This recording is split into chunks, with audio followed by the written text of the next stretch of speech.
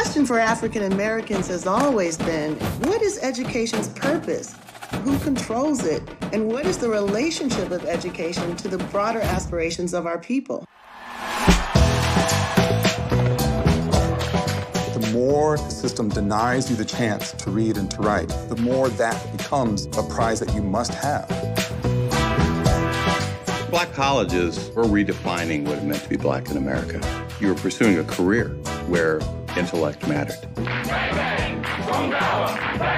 An educated black population could not be an enslaved black population.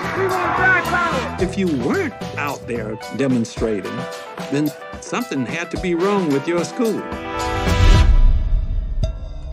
We wanted freedom now, but whites were not prepared for any changes here. I think they should be kept out any way possible.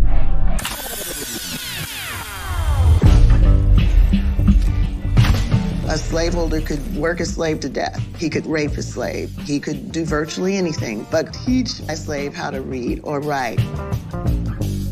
As soon as the war breaks out, the first thing they want is to get an education. They wanted those schools to be as free as possible from paternalism, from racism, whether subtle or blatant. Movements are easily birthed on HBCU's campuses. We must love and protect each other. We're all going through the same experience. HBCU is somewhere where I can be completely myself. The black college experience provides the place to be in the majority. That is such a unique and empowering experience.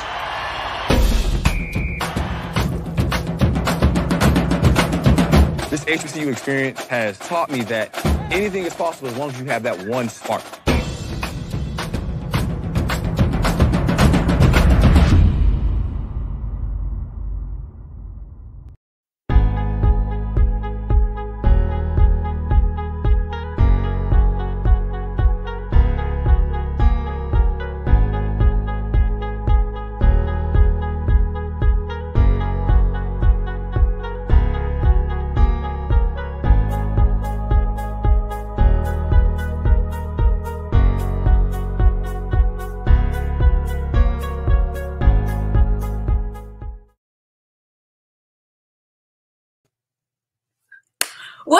What's up, everybody, and welcome to the second HBCU Virtual College Fair presented by Mary and Emma Productions. I am B. Garrett, and I am going to be your host this afternoon. First of all, we have to give a shout out to the organizers of this amazing event. I want to give a shout out to Shawnee Strader and Emma Jackson. They are the 2015 graduates of Spelman College. So ladies, thank you so much for putting on this event. It is so important. And we have so much in store for you today. But before we get started, okay, we have to give a shout out to our sponsors. I want to give a shout out to Eden Body Works. We have a code for you to use. It's HBCU20, and it's 24% off your purchase. Then we have Conadi's Tea Shop, and we also have another 20% off code, and it is CATU20. And last but not least, we have 4910 Rosalie Productions. We are so excited for this afternoon. I hope that you are in for what we have. And so we're going to go ahead and jump right in and meet the recruiters. So first up, we have Winston-Salem State University. So let's bring on Winston-Salem State University. His name is Mr. Makai Hines. Come on in, come on in. Hey, what's up, what's up, what's up? How you doing today? I'm good, how are you? I'm doing well. I'm just really excited to be here and to be a part of such an amazing event. And so I'm sure you're probably feeling the same. Yeah. Definitely excited to share our university with those individuals who are watching, listening, and all of the above. Absolutely, Mr. Hines. So before we go ahead and get started, we have a video that we would like to play. And so we'll go ahead and play that video for you. Perfect.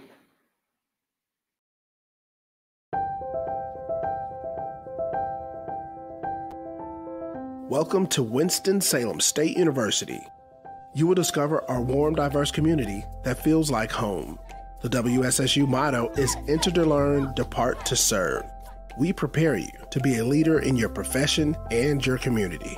WSSU's liberal education will transform your life. Faculty, staff, and other students help you to achieve success. Perform research side by side with professors. Grapple with complex problems such as health equity and social justice. Work to make the community and the world a better place.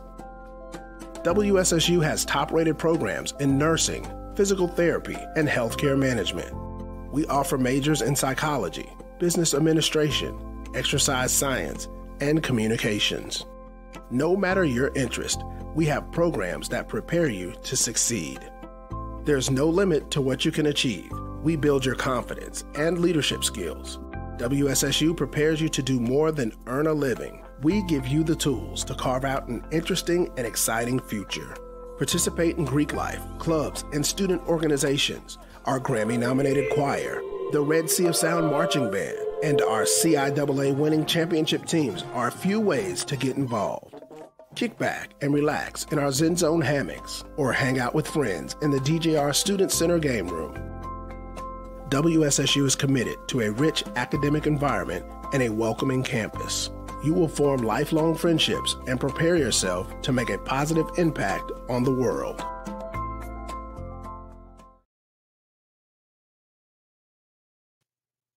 Wow, that was a really great video that kind of gave us a brief overview of Winston-Salem. But now that you're back, Mr. Hines, I would like for you to give us a brief rundown of Winston-Salem and give us that experience.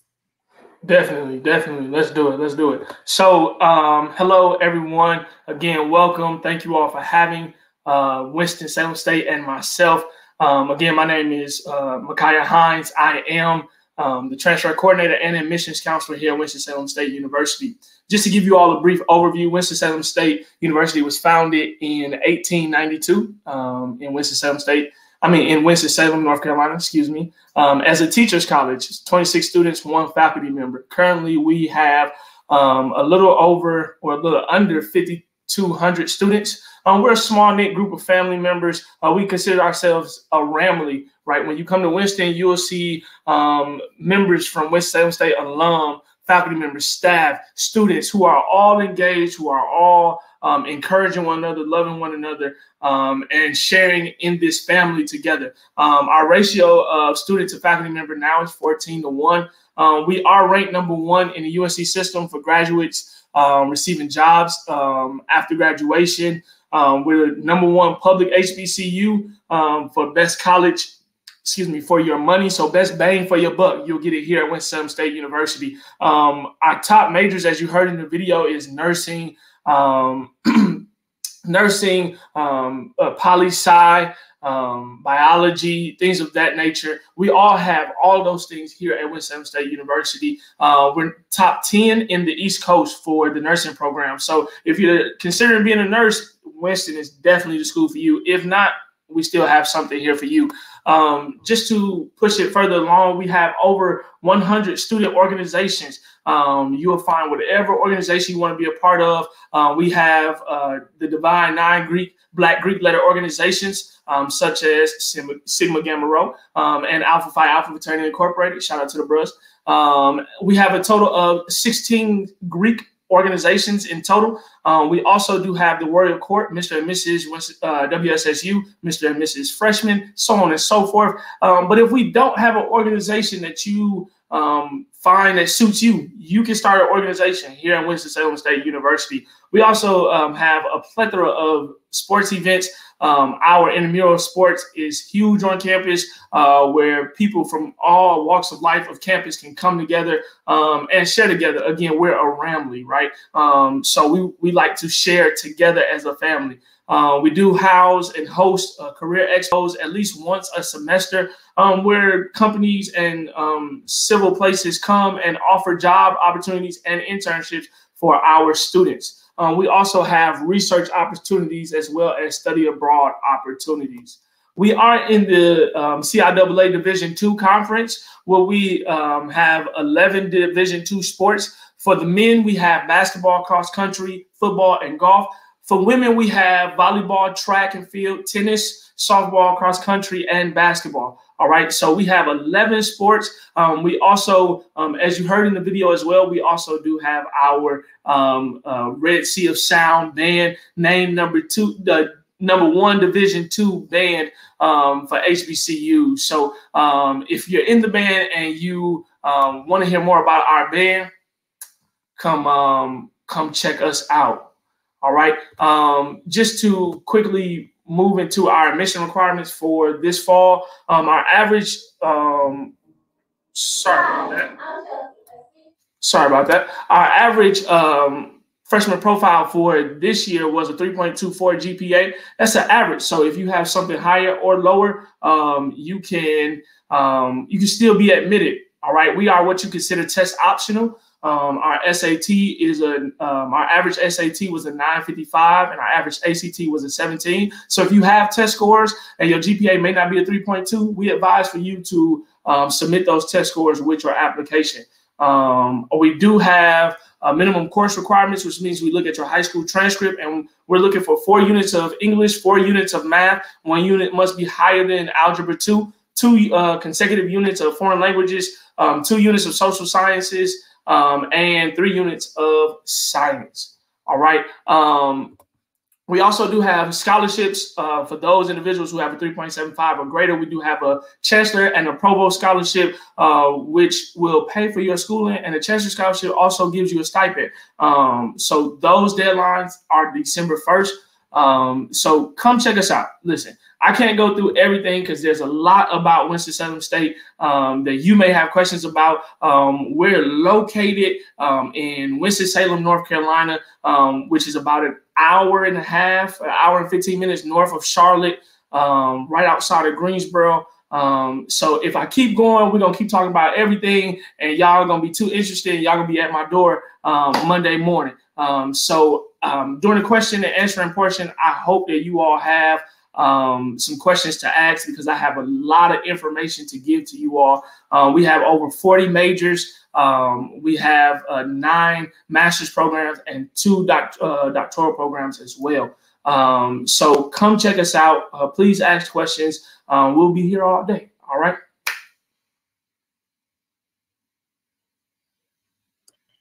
Thank you so much, Mr. Hines, for all of that information. It was a lot of information that you gave, and I'm pretty sure trying to put all of that into a short time period was hard, right? Hey, it's all good, though. So to the audience and all of you who are watching, do you have any questions for Mr. Hines right now? I'll give it about a second or two. And if we don't, all right. So it looks like we don't have any questions right now, but we also have a Q&A section. So Mr. Hines, I'll see you during our Q&A. All right. Perfect. Thank you. Thank you so much. All right. I hope you all enjoyed the information Mr. Hines gave us. He gave us a wealth of information about Winston-Salem State University, but that's not our only one. Up next, we have Spelman College. I would like to bring on Miss Nayati Schuler of Spelman College. Welcome. Hello, thank you. Thank you for having me. Of course. So first things first, how are you? I'm doing well. I'm doing great. How are you? I'm doing well. Like I said to Mr. Mr. Hines, I'm excited. I'm really excited to be here because this is what we do. The world needs to see HBCUs. They need to see us and what we do and where we are in the world.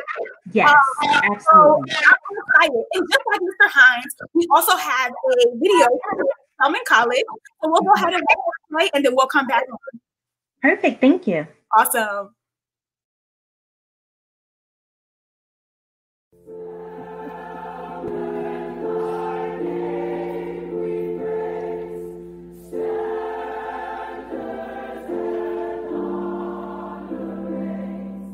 Who would have imagined a place that was created especially with you in mind? Created during a time when there were no choices for Black women. Just by existing, Spelman College changed the narrative. Black women can change communities, perspective, and personal experiences. With great appreciation to our founders, Sophia B. Packard, and Harriet E. Giles for establishing an environment uniquely designed to ignite beacons of heavenly light, undaunted by the fight. A place that stands for global leadership and education for women of color, underrepresented, marginalized, generalized, we sit no more. A woman's college, becoming the #1 HBCU, STEM powerhouse, NASA recognized, noted for cutting-edge innovative research while cultivating global leaders and developing socially conscious artists. Outrageous. A first-generation student, becoming COO of an international brand. Impossible. Hometown philanthropist to global change agent. Unimaginable. From commanding the stage to becoming the highest-ranking female officer in the United States Department of Defense, unattainable. Studying English to landing on the New York Times bestseller list and Oprah's book club selection, inconceivable. Fiercely independent, founding numerous businesses, elected to the House of Representatives, trailblazing gubernatorial election, and inspiring generations. Outrageous, impossible, unimaginable, unattainable, inconceivable. Aspire, invent, ascend, defy the odds, achieve the dreams the world told you were not yours to own. Elevate the game, make the choice to change the world.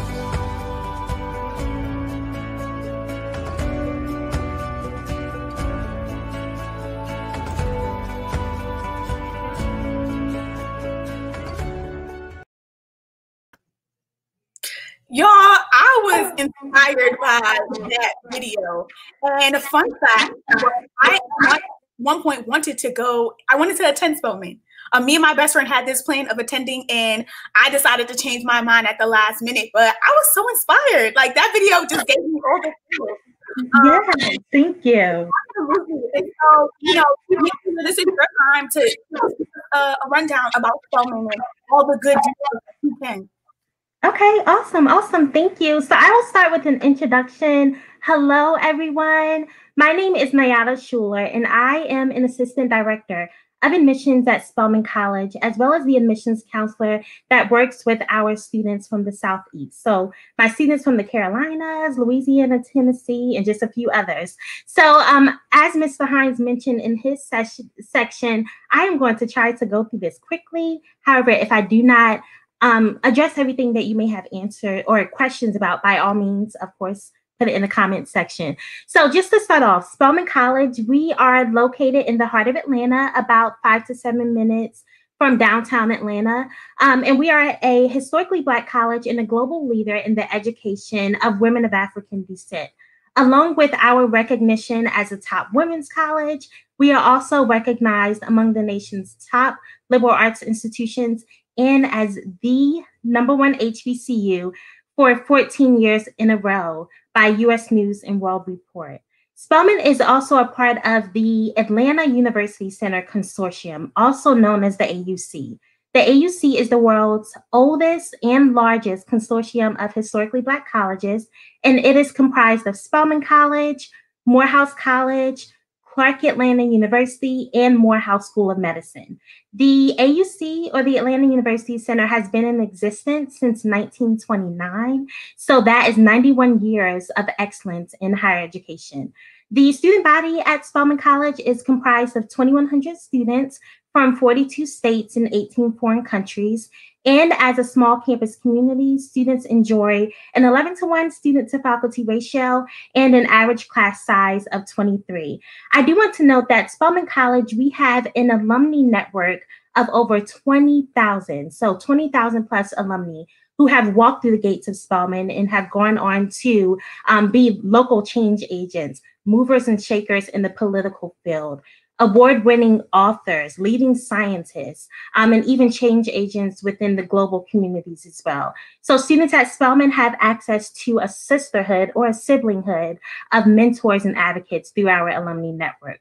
So a little bit about academics. As I mentioned, we are a liberal arts institution. In Spelman, we offer 34 majors and minors and many more avenues of study through the Atlanta University Center. So students can cross-register and take courses both at Morehouse College and at Clark Atlanta University. And they can also take courses at 20 other colleges and universities within the city of Atlanta as a part of the ARCH program as well. So along with our majors and minors, we also offer pre-professional programs, including pre-med, pre-law, pre-dentistry as well. And then we also offer both a dual degree engineering program as well as a dual degree nursing program as well. So if you have questions about any of those programs, feel free to let me know in the comments section as well. So in terms of student life and engagement, as I mentioned, we are located in Atlanta, and Atlanta is a city that is not only well known for our vibrant arts and culture scene, but is actually a city that is ranked high for both young professionals and college students.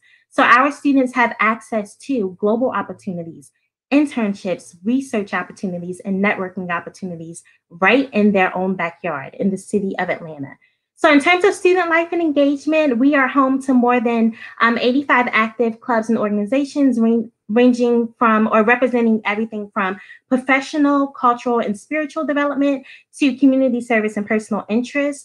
Additionally, Spelman students are encouraged to take part in activities and events that are administered by both Morehouse College and Clark Atlanta University. For anyone who is familiar with Spelman, you know that we are very big on our traditions as well. So along with registered student organizations, we also have traditions that are a big part of that Spelman culture. So really quickly about admissions, at Spelman College, we take a holistic approach to the admissions process. Therefore, we do not have a minimum GPA or test scores for automatic admissions consideration. However, to guide our applicants, because we always get questions about what we're looking for academically. So to guide our applicants, we do provide our average GPA and test profile of our admitted students every year. So for this fall 2020, the average GPA was a 3.77 weighted GPA. Average SAT was an 1182 and an average ACT of a 24. We did admit students both above and below that profile, so that by all means is not the minimum requirement. In addition, we are really looking for those students who are ready to take part in this active campus community. So that means even beyond your GPA, we want to know who you are and what you have to offer to Spelman, but also how Spelman aligns with your values. So we take into consideration strong academic performance, leadership involvement, community service, work experience, personal interests, letters of recommendation, and a strong and concise essay. We are members of the Common Application, so you would apply to Spelman through Common App, and this application cycle, we have waived our test score requirement. So we are test optional for those students applying for the 2021 enrollment terms as well. In addition, we have several application deadlines, and I'll make this really quick, but we have several application deadlines for new first-time students. Our early decision deadline of November 1st, our early action application plan with the deadline of November 15th, and our regular decision application plan with the deadline of February 1st. I do want to note your application to Spelman is also an application for a potential merit scholarship. So we award scholarships ranging from $50 to our full ride scholarships. And in order to be considered, students must have a minimum of a 3.8 GPA as well. So if you're admitted to Spelman, you will be considered if you have that scholarship or that GPA as well. So I do want to know, once again, my name is Ms. Nayada Schuler, and I will provide my email address as well for you to stay in touch with me as well. I do encourage any student interested in Spelman, definitely follow us on social media. We are on Instagram and Twitter at Spelman Admis and on Facebook at Spelman Admissions. We also invite you to participate in a daily virtual information session offered Monday through Friday at 11 a.m. and 2 p.m. Eastern Standard Time. And you can visit our website, www.spelman.edu, for more information. So I look forward to answering your questions, and thank you so much for joining us today. Awesome. Thank you so much, Ms. Nayati, for giving us this great information about Spelman. Now, we do have a few questions for you from our audience. And so the first question, what makes your psychology what makes your psychology program stand out from others? Awesome. So I will say that psychology in and of itself is one of those majors that you can really personalize. So at Spelman, psychology is one of our top 5 majors, and it has been for some time now, at least the past 4 years consecutively. But within our psychology major, all of our students, regardless of your major, you are encouraged to combine your major with internships, research opportunities. So I didn't go into detail about this, but our students study in over 40 different countries as well. So for Spelman specifically, it is that experiential learning opportunity and that applied learning opportunity that we encourage all students to participate in that really enhances your academic experience as well. Wow. That many countries. I'm impressed. I'm impressed. So we have another question from Jamaya, and it says, what education majors do you offer? Also, are there any education major-based scholarship? Does Spelman accept the Hope Scholarship?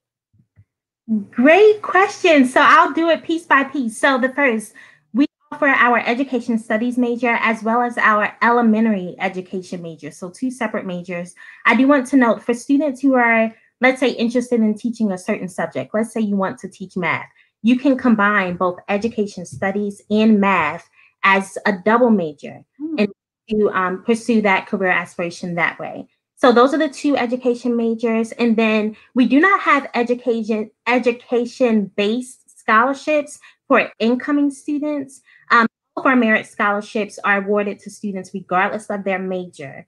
So just want to keep that in mind. If you're an education major, as long as you have that weighted 3.8 GPA, you can be considered for any of our merit scholarships for incoming students. Nice. Spelman College, we accept the Hope Scholarship for those who are Georgia residents. So I know if you are in the state of Georgia and you receive the Hope Scholarship, that is a state scholarship, and we will accept that as well. Awesome. Well, thank you so much, Ms. Schuler, for answering those questions for us. Again, we have the Q&A portion coming up, and so we'll see you back then, all right? Awesome. Thank you. Thank you. All right, we're going to keep the ball rolling here. And so, again, we have coming up next, we have Elizabeth City State University, and I would like to go ahead and introduce Miss Ariel Beeman. Hello, how are you all? How are you, Ariel? Well. So this is funny. You probably don't remember me, but we've encountered each other quite a few times. I definitely remember you. I definitely remember you. Definitely one of my favorite high schools. Yeah, listen, yes, it's a space. It's a lot of good space to get these young people interested. So of course, like everyone else, how are you feeling? How are you doing? I'm good. I'm glad to be here. I'm glad you all invited Elizabeth City State University so I can tell you about my illustrious university. Okay, I'm telling you guys now, I'm not being biased, but Ariel really be bringing the heat. I'm telling you. Her not once, but twice. And every time she's just like going in about her university. And just like everyone else, like that energy is so needed because they're always trying to disrespect the HBCUs out here. I know. It's crazy. Crazy, but that's okay. We're here to let them know that we're here. We're making a lot of noise and that HBCUs are the place for education. Absolutely. So we're going to go ahead and play your video for ECSU and we're going to get that started. Perfect. Elizabeth City State University is a place where the smartest minds from all over the country come together to discover, learn, and cultivate the foundation of their future. Proud to be one of the most affordable colleges in the country, we're committed to the highest quality education and maintain a rigorous focus on excellence inside and outside the classroom. Our students are exposed to innovative opportunities like our aviation and drone technology programs that provide a compelling advantage in the 21st century marketplace, paired with a nurturing campus environment to support today's diverse student. If you're looking for a four-year institution to go to, something that can be ranked upon the cream of the crop that you have here in North Carolina or even the United States of America, ECSU could be your choice.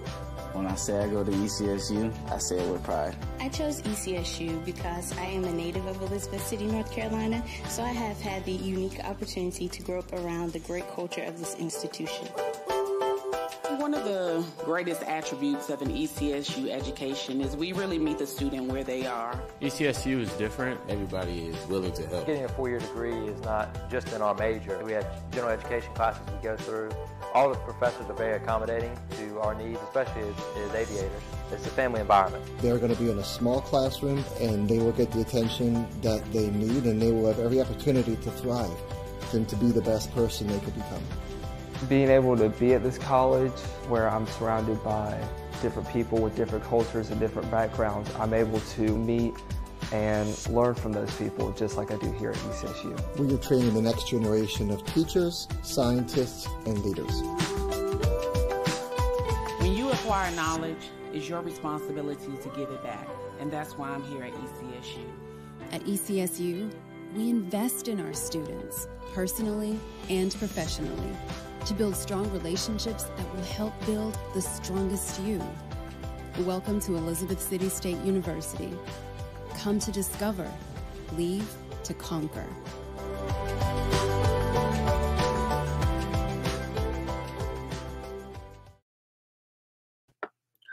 Awesome, awesome, awesome. We're going to go ahead and jump right into it. And so let's get it going. Ariel, give us a rundown of ECSU and tell us about all its goodness. Got you. Ladies and gentlemen, boys and girls, I welcome you to the illustrious Elizabeth City State University, home of the mighty Vikings. We're located in Elizabeth City, North Carolina. My name is Ariel Beeman, and I'm a freshman recruiter. Let me tell you about my great institution. I'm a 2018 graduate. So Elizabeth City State University is a small school. You're looking at about 200 students. People know your first and your last name. Professors not only care about you, they care about your friends, your family.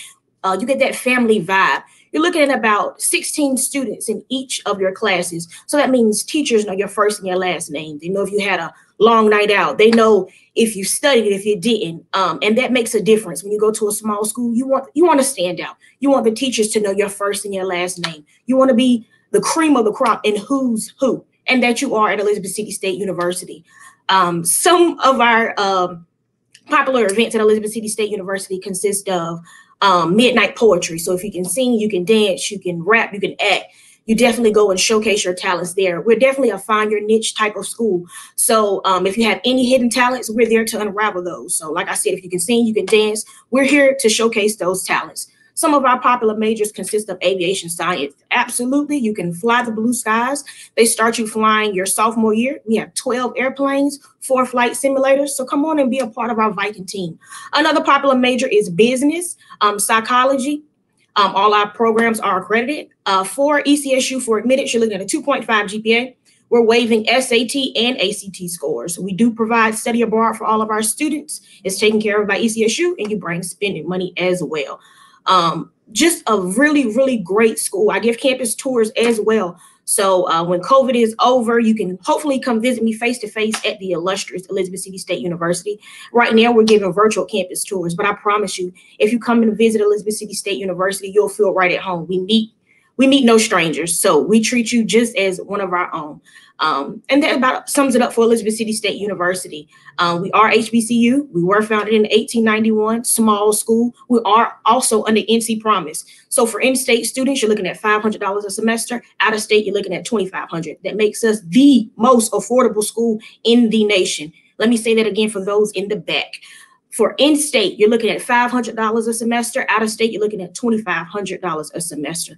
Come on, we're trying to save you some money. Welcome to the Viking team. If students apply today or give me a call at 252-335-3305 and say, hey, I saw Miss Ariel Beeman, I will definitely waive your application fee. All right, thank you all for having us in Viking Pride.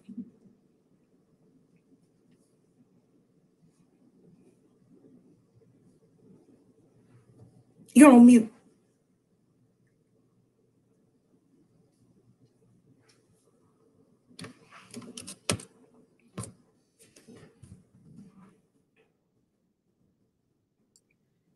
Y'all, I was in here running my mouth. But the energy was good. I could tell it was something good. I could tell it was something good. I could tell it was something great.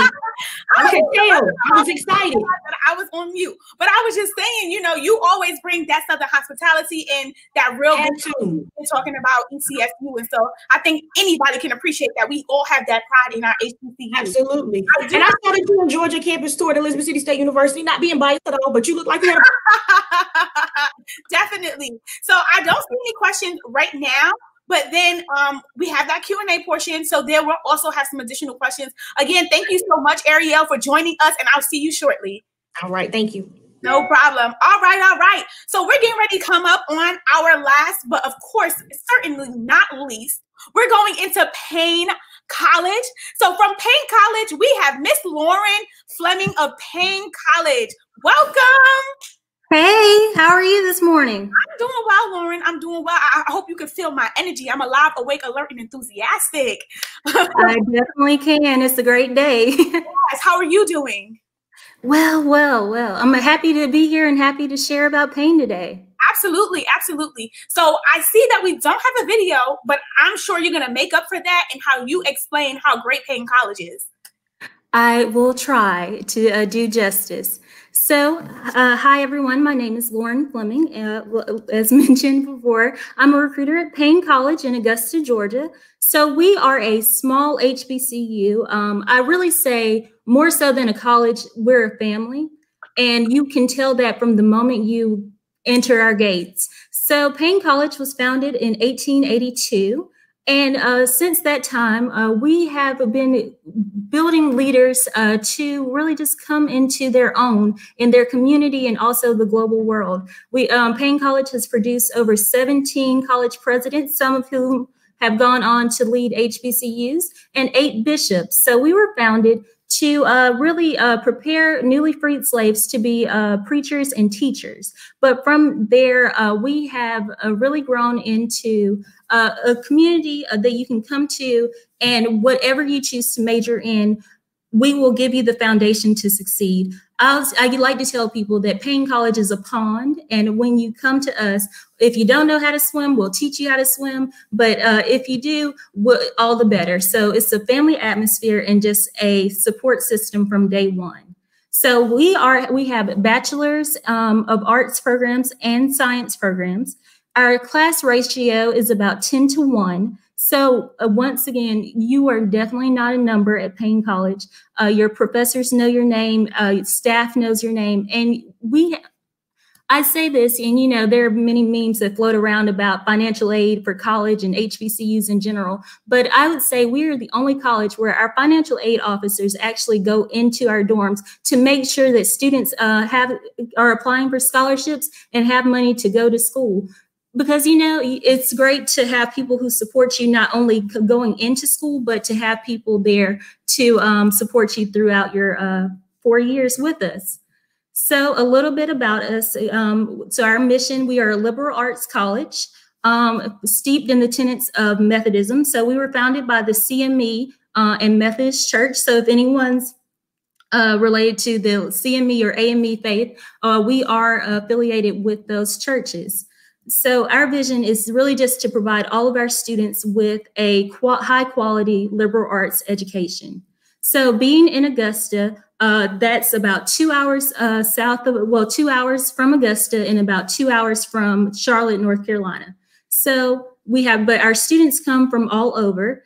And I like to tell people, we're in the heart of Augusta, so 10 minutes from downtown, but we're also right across the street from the Medical College of Georgia. If anyone's interested in being a pre-med major, you can literally finish with us and go directly across the street. It's a city you can come to and live in after you graduate. And really, it's a growing city. It's the second largest in Augusta, in Georgia. And a little bit about Augusta. Since it is a growing city, we have over 6 hospitals. So once again, pre-med majors, it's somewhere you can come and somewhere you can stay after you graduate. Also, Augusta is home to the Army Cybersecurity Center. So we're looking to increase jobs here by 3,000 to 5,000 in the next 3 to 5 years. So it's really a city that's booming. If anyone's interested in pre-med or even business. All of our students, no matter what major you decide, will do an internship or research experience depending on what you plan to do afterwards. And again, it's people there, advisors helping you to really form your plan for when you leave. It's an individual experience, just tailored to you to make sure that you're getting the best experience possible. So a little bit about our admission standards. So due to COVID-19, we've tried to simplify this year for seniors as much as possible. So our new admission standards are a 2.25 GPA. Today, because you participated in this fair, we'll be waiving your application fee and your high school transcript along with an application. So just your transcript, an application, and your fee is waived. So that we will be able to give you expedited admissions if you're interested. And once again, just about our scholarships, we offer everything from presidential scholarships to AME, United Methodist scholarships. We're a part of the United Negro College Fund. And we are just a campus that is ready to welcome you with open arms. We don't say like, welcome to Payne College, it's welcome to the Payne family. And I just hope that you'll join us. And if you have any questions, please feel free to email me, visit our site, admissions@payne.edu or lfleming@payne.edu. And I can really tell you more about Payne College and all the opportunities that we have to offer you. And that's just a little bit about Payne. If there are any questions. Awesome. Thank you so much, Lauren, for coming and sharing these questions with us. We truly appreciate it. And let's see, I believe that we are going to have everyone else come and join us for the Q&A portion of this. So we're going to go ahead and bring back everyone who went. We have Winston-Salem State University, Spelman College, and Elizabeth City State University to come on and join us again. All right, everyone, welcome, welcome. Welcome back, everyone. Again, we thank you all for being here in this space with us today. I cannot continue to express the importance of this virtual college fair. You know, the virus has put a stop on so many things, but for Emma and Shani to put this together, obviously they saw the importance. So again, thank you. We're gonna jump right into these questions. And the first question on the screen from Taylor Street is, what is your acceptance rate? Cool, I'll go first. I'll answer that question. Hey, Taylor Street, I hope all is well. Our acceptance rate is about 80%. We accept about 80% of the students that apply to our university. Okay. Awesome. So I'll go next. Spelman College, our acceptance rate obviously changes every year, but this fall it was about 52%. All right. Payne or ECSU, one of you can go. So we come in around 69 to 70%. All right. All right. And for us, about 85%. Okay, perfect. So this question is for Winston-Salem, and is, what would be the best major at Winston-Salem if you are interested in pre-med? And that's from Sharonda Booker. Hey, Sharonda. Again, hope all is well for you as well. If you're interested in pre-med, I would suggest a biology major.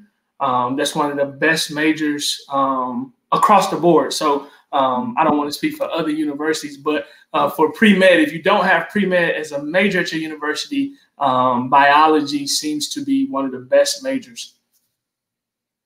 All right. So here we go. Another question from Charisma Faulkner. It says, can you also tell us more about your entrepreneur program and how it can help an already existing entrepreneur?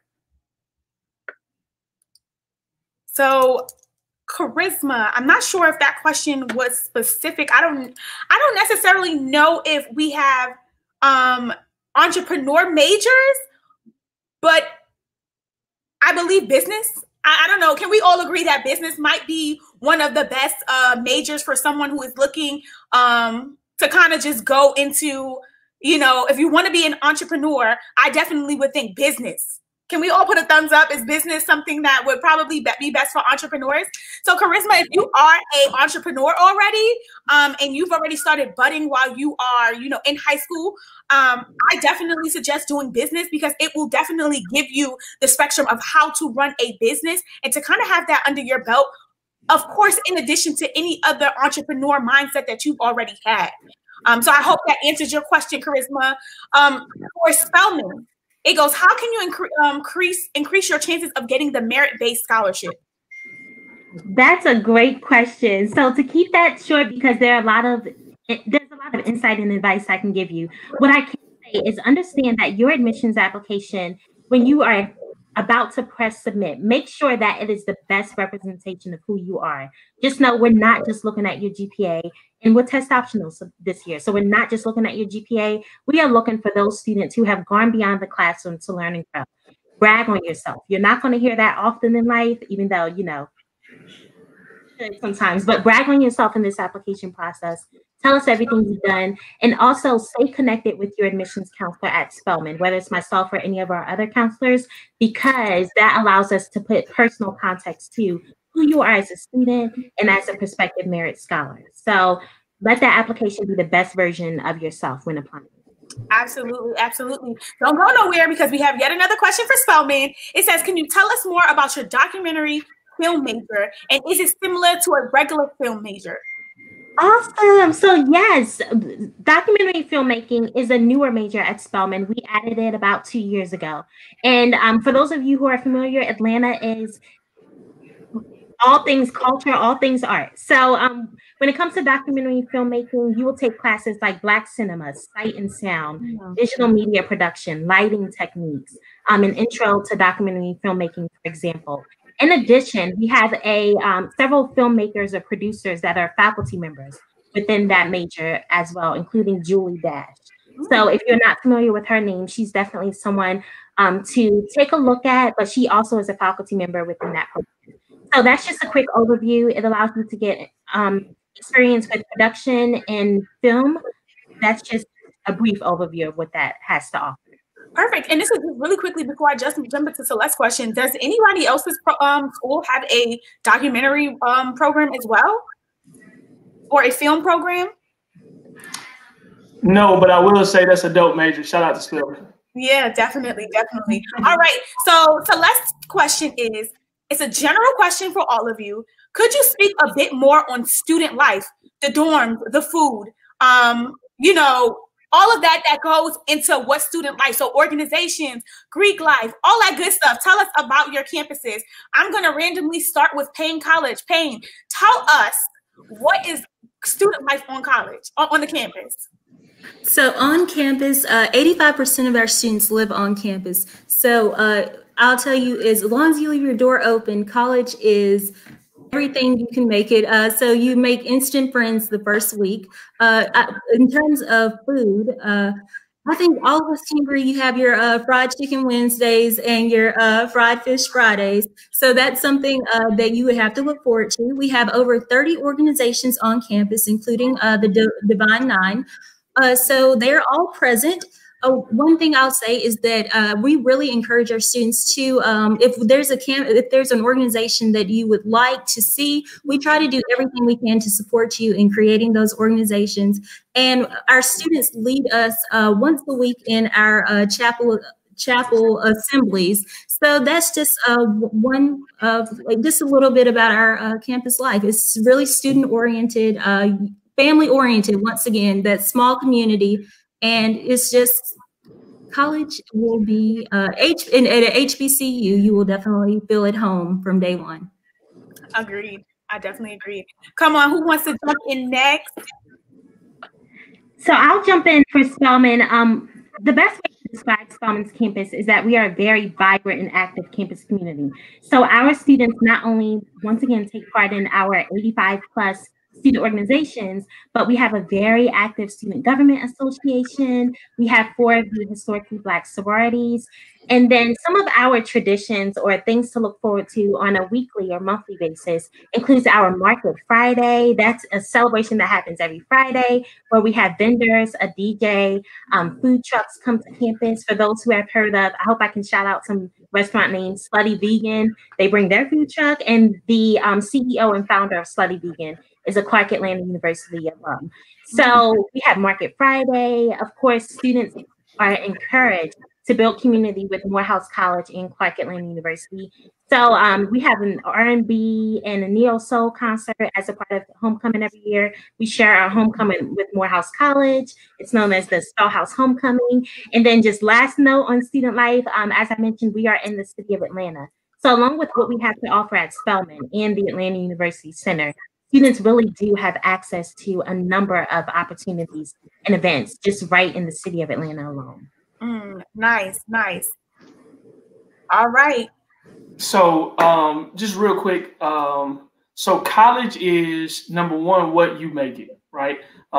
Students, you have to make whatever university you attend your home, which means you have to get involved. You have to go network and meet people, meet cohorts, meet other individuals, and stretch yourself as well. Don't just go to the people that you may be comfortable with, but go meet people from other walks, diversities, places and areas in the country. Go meet other people, do other things. All of those things are available and made available at Winston-Salem State University, with over 100 organizations. And if you don't find an organization that suits you or that meets your needs, you can create one, right? Dorm life, we just built a new state-of-the-art community living style freshman dorm that can house about 300, up to 300 freshmen.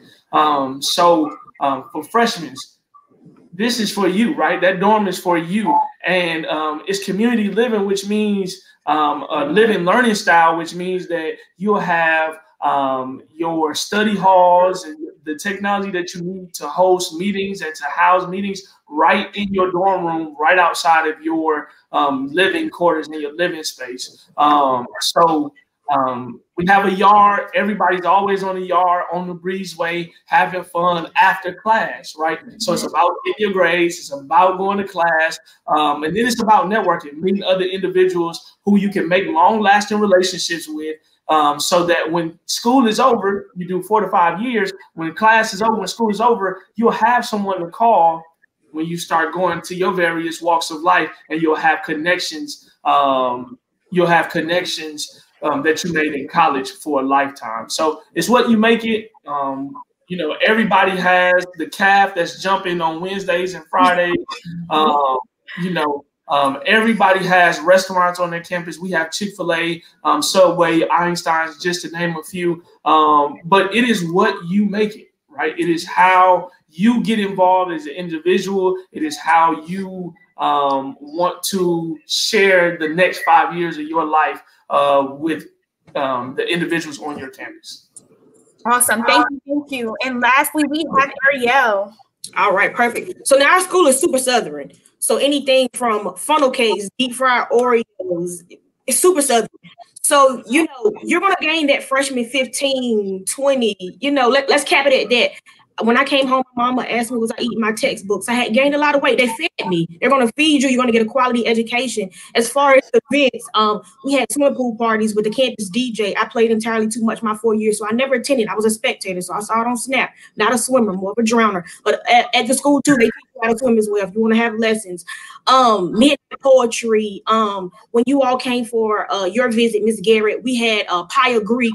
Divine Nine is completely active. Of course, fried chicken Wednesday and the calf, just a whole Southern vibe. So you won't miss out on anything. I think it's safe to say that in general, like the vibes on the HBCU campus are there. So Jemiah King's question for you all is, what study abroad programs do you all offer? So I'll start with Spelman. So as I mentioned, Spelman College, our students study in over 40 different countries, and about 70% of our students study abroad every year. Of course, this year we have suspended study abroad, but that will not last very long. I can put that out in the atmosphere. So our students have access to a center known as the Gordon Zito Center for Global Education, regardless of what major you are, students can go to that center to seek study abroad opportunities. Students study in places like India, United Kingdom, Spain, Greece, you name it, Africa as well. In addition, we do have scholarships for study abroad opportunities, and those students who are specifically our health science majors, so those have an interest in the health field, you actually can take global health trips with our division of the natural sciences and mathematics on top of what the Gordon Zito Center offers. So that's just a snippet of our study abroad opportunities. Perfect. Next. This is a question for everyone. So if you guys have a study abroad program, go ahead and jump out and say it. Yeah, so we have a study abroad program. We have 3 different tracks. One is to Brazil, where we study identities, race, and culture. Another one is in Cuba, where we are rethinking Afro-Cuban studies. Wow. And then the last one is in Kenya, and that is just a general interdisciplinary, program where students have the opportunity to study in Kenya. So we have 3 different areas, but a variety of study opportunities as well. Perfect. I'm gonna go to area next. So our international student exchange opportunities are 3 different programs: the School for International and Training, and also the ISEP program. So that's the International School Student Exchange Program. So whatever country that you're interested in visiting or studying in, there will be someone there in our Student Support Center that would be able to help you apply for that program and also arrange for your study abroad experience. All right. And Ariel, what about ECSU? Do we have any study abroad programs there? Absolutely. So it's scholarship based as well. Only thing you need to bring is spending money. So South Africa, China, anywhere you need to go, we'll provide you with the location and the destination, and you're good to go. Awesome. All right. Can I get a scholarship? Come on. As soon as you apply, waive your application fee. We'll get you on in. That's right. Fun fact. So the organizers, Shawnee and Emma. So Emma went to Ghana and Shawnee studied in Argentina. Isn't that cool? I missed out on that opportunity when I was in undergrad. It's okay though. We had another question, and it goes, does any of these colleges have a music major? Do any of you all have a music major? Definitely. All of you guys? Yes. So Spelman has one, Winston-Salem has one, and ECSU has one, right? Yes. Perfect. Okay. Spelman College is the top college on my list. Do you guys have a nursing program? Yes, we do, and I'm happy to hear we're on your list. So yes, Spelman College, we have a dual degree nursing program, which means that students complete 3 years at Spelman and then 2 years at a partnering nursing institution. When you graduate in 5 years, you have your Bachelor of Science from Spelman and your Bachelor of Science, your BSN, from that partnering institution. So just an overview, we partner with about 16 different colleges, including Emory University, located in Atlanta, Georgia, as well as North Carolina A&T, which is HBCU, obviously you all know that, in North Carolina. So just a number of partnering institutions. In nursing, we do have the dual degree nursing program. Nice.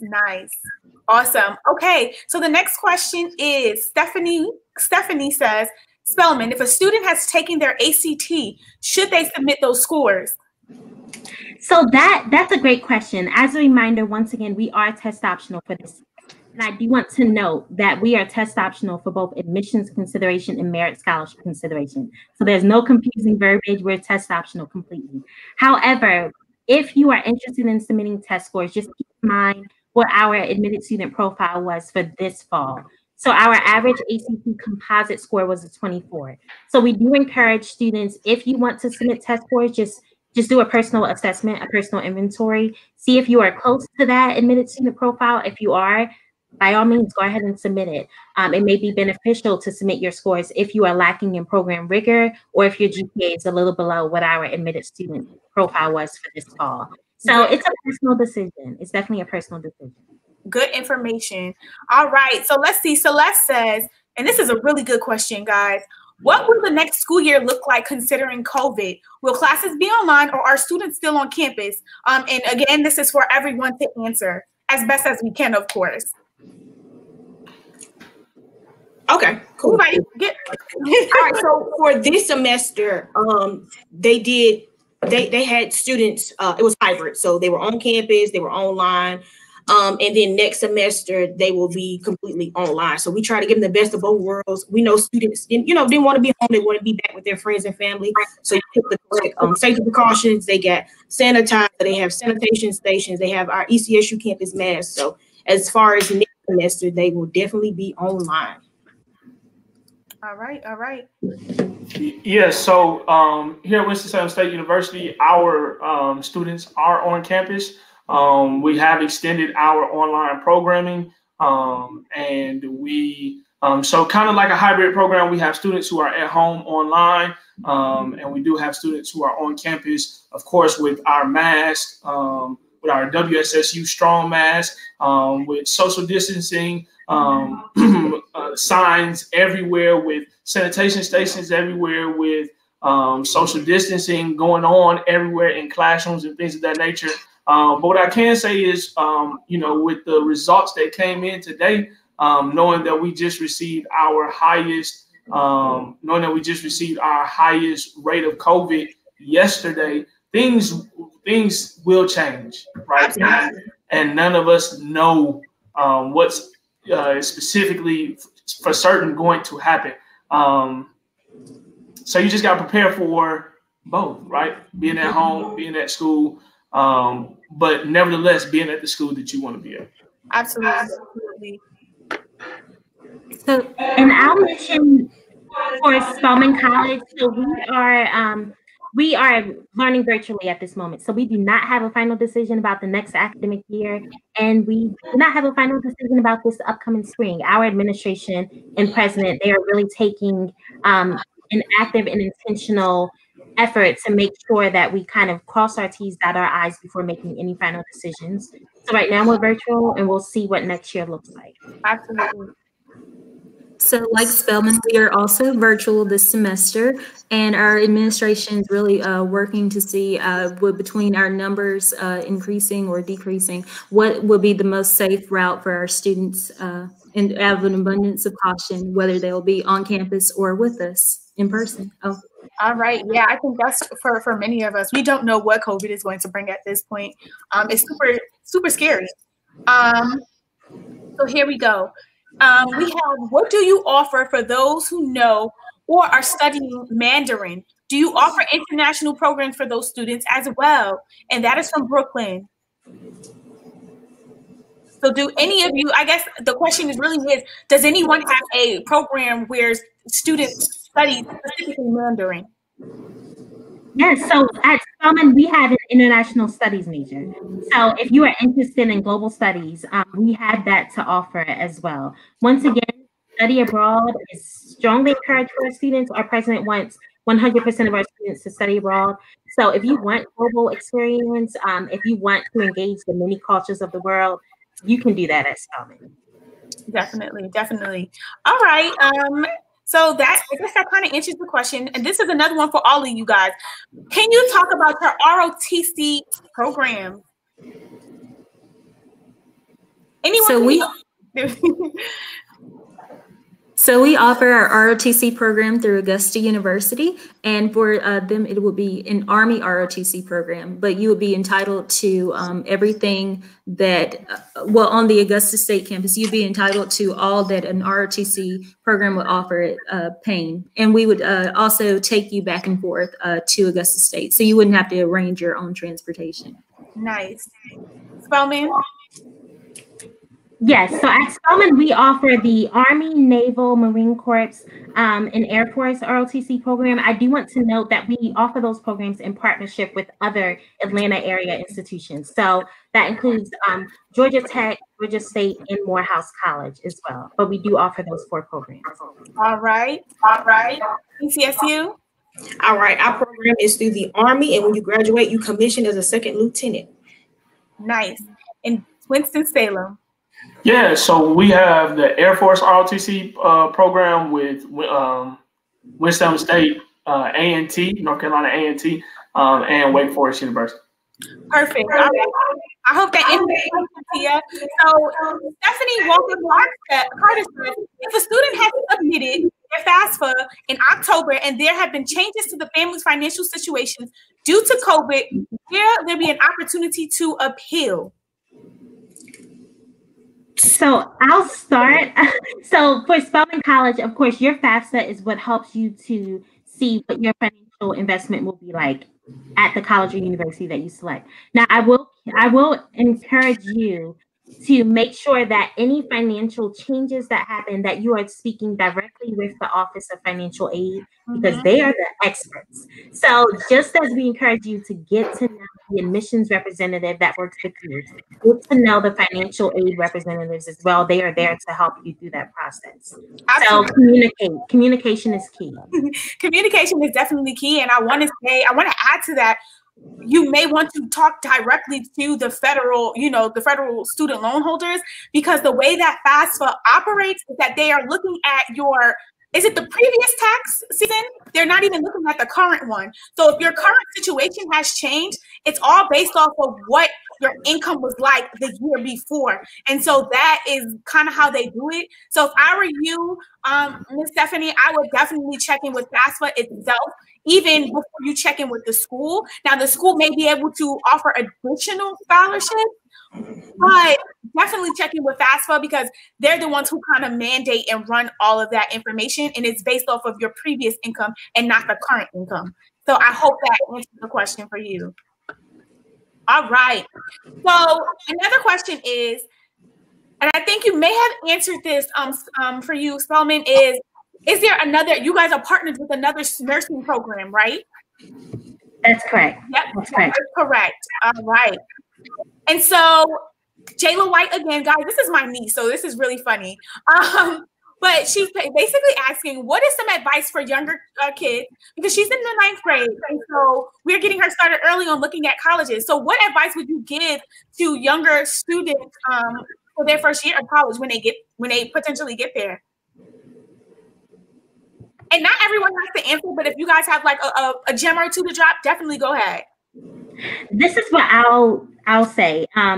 So I won't go into too many details, but I will say, understand that for students, college-bound students, for college students in general, ultimately, you are looking to receive that degree. That is like your receipt to say that you experienced that college experience.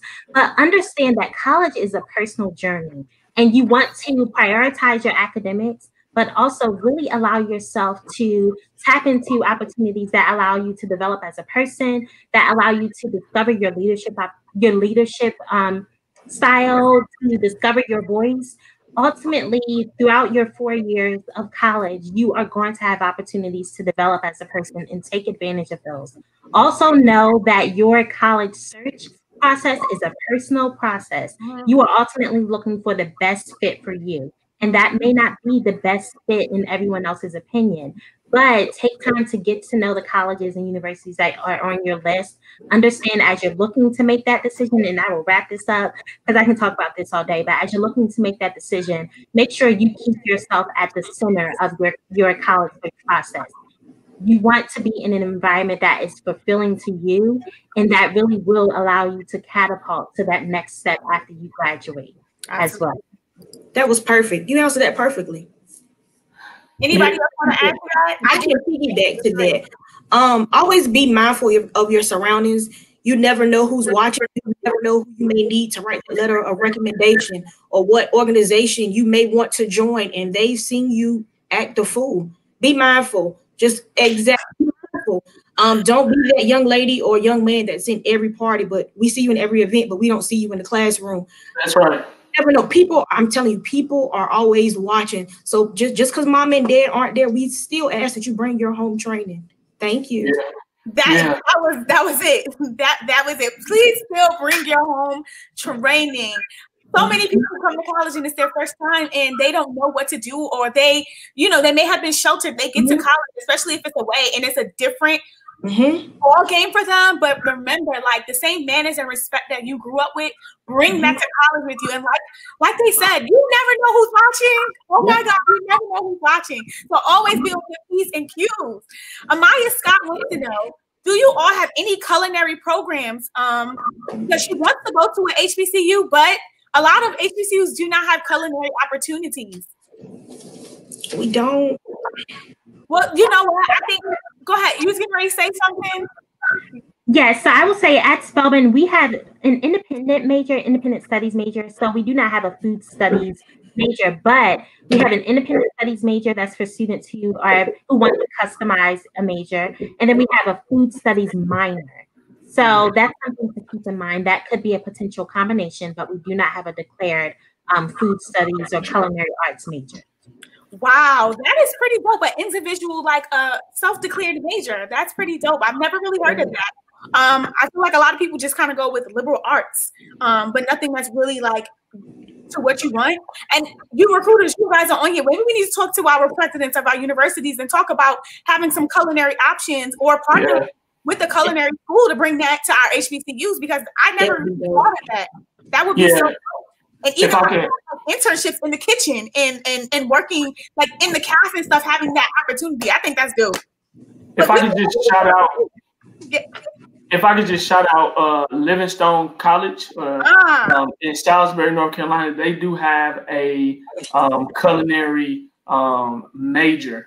All right, so that's Livingstone College. It's about 30 minutes from Winston. You know, of course, I want you all to go to my school, but I'm also pro HBCU, everything HBCU.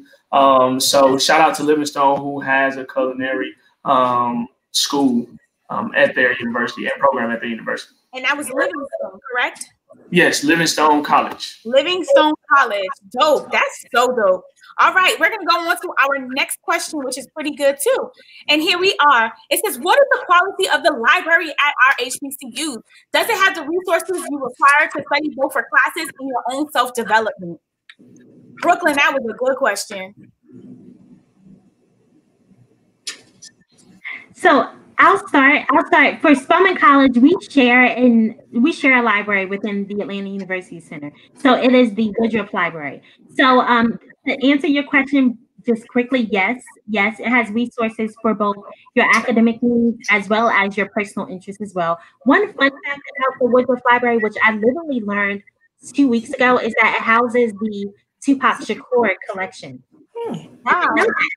Didn't know that. So that in itself is not, that serves as an academic resource, but also something that aligns with personal interest as well. So to answer your question, yes, we do have that to offer. All right. Okay. So Elizabeth City State University, we have our own library. We actually have our own database. So if you're doing MLA, they can help you with the format. So the paper show up in red, and it shows up as the paper is plagiarized. Also allow you to print. You can print in color, and printing is completely free. I know some schools we've toured, they said that the students have to pay for printing. That should come out your tuition, but that's neither here nor there. So printing is free as well. So, and our library closes at 11. So come on and get your studies done. Nice. And what about Payne and Winston-Salem? So at Payne, a lot of our students are first generation college students. And they come to us, and everyone, when you graduate senior, everyone wants to get the Apple MacBook computer and be ready for the first day of classes. But a lot of our students aren't able to afford their that MacBook or maybe even a laptop. So one thing our library does, we try to make sure that all of our students, if they have any technological needs, we try to meet them by providing a computer for them. And that's just one way that it helps. When you don't have to go to a library to study or use the computer, we provide that for you. And also, I'd say that in our library, you have everything from tutors there to able to assist you and who are trained in their specific field of study to make sure you succeed, because we're all about helping you not only master the classroom, but also give you a well-rounded experience so that you don't necessarily struggle with classes and you can enjoy your college experience. Awesome. Yeah, so the O'Kelly Library here on the campus of Winston-Salem State University, houses over 200,000 books, and we have our own database as well. We are a research university, so all things that you will need can be found and housed in our library. Also, we do have librarians, and we do have student library workers for work study. So it's a great opportunity. They are trained. They do know the library, and they do know information about specific fields of study within the library as well. Awesome, thank you. So we're gonna go ahead and move on to our next question. Justin says, I'm a junior and I haven't taken my SAT or ACT yet. When should I start reaching out to HBCUs? Well, I think, Justin, you've already started reaching out. Joining in programs like this, they really give you an idea and a feel for what different HBCUs offer and what you're really like aligning with. So you're already starting the process now.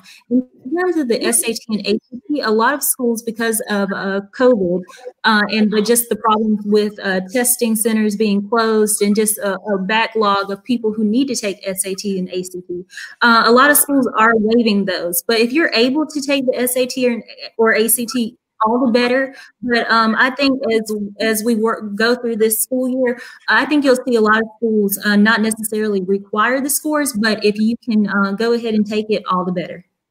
Absolutely, absolutely. I wanted to say, and to add into that, like you said, a lot of schools are probably not looking to waive the ACT, but also, Justin, a rule of thumb that I think it is, create like your top 10 list of HBCUs that you want to look into, right?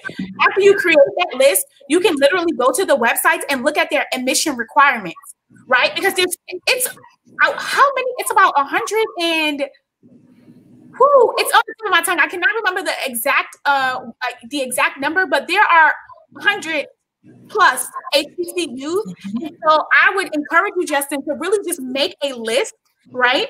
And in that list, then you can go to the specific school's website to narrow down exactly what they're looking for, and that'll give you an idea. Just like Spelman said today, that's an option. Your test scores are an option at that school.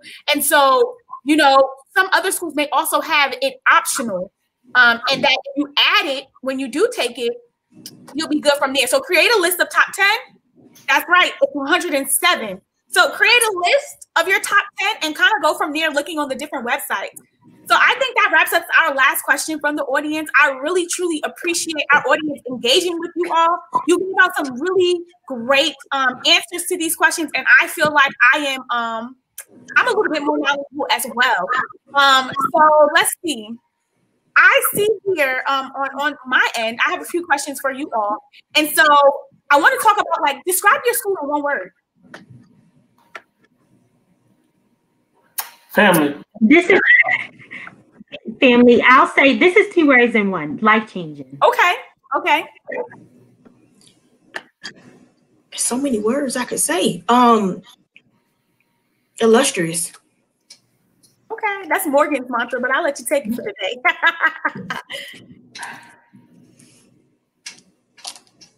What about you, Lauren? Family. Okay. Yes. All right. And Makai, you said family as well, right? Yeah, definitely. I think I can agree with that. I can agree with the family, life-changing, illustrious. Like, our universities and our colleges are definitely illustrious. There is a sense of family, and it is life-changing. It is life-changing as long as you all are open to that, right?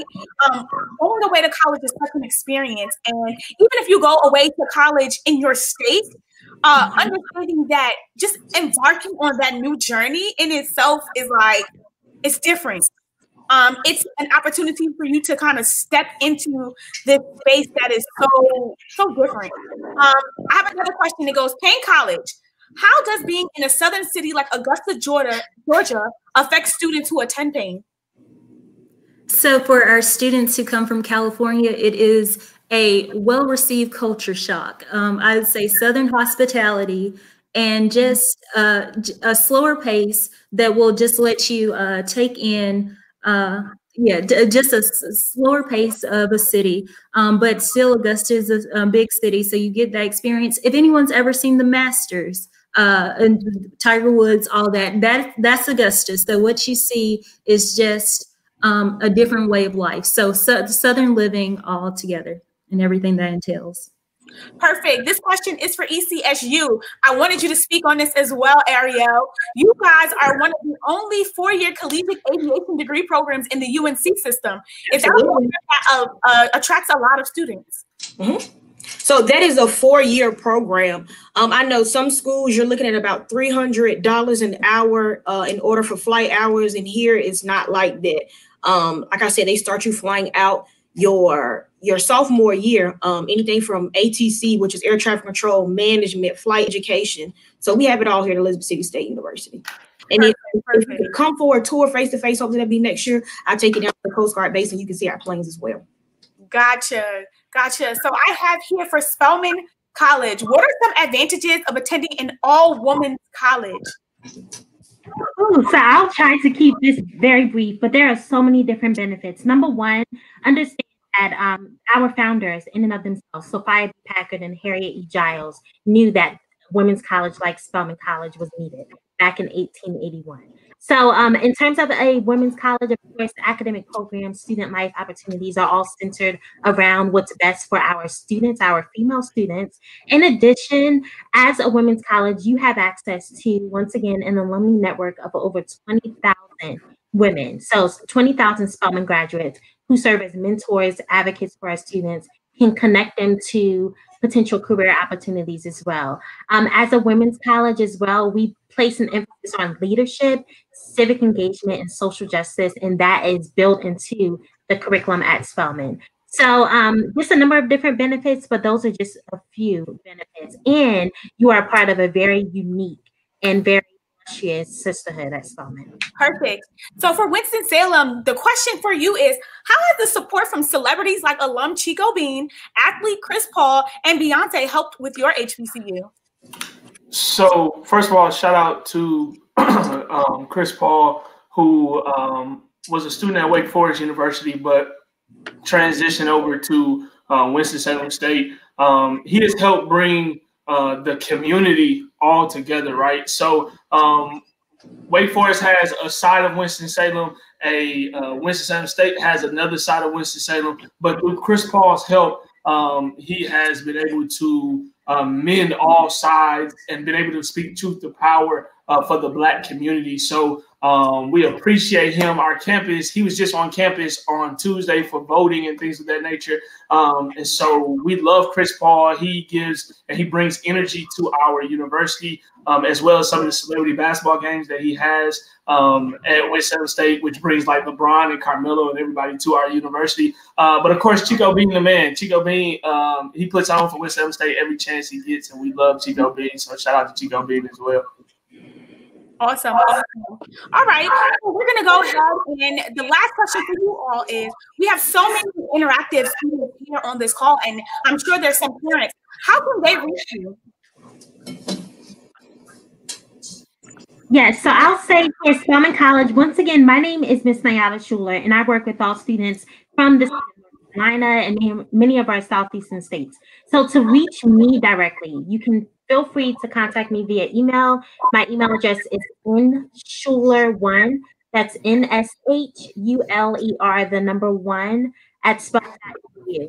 Also, connect with us on social media. So we're on Instagram and Twitter at Spelman Admis, and Facebook at Spelman Admissions as well. So those are ways to connect with me.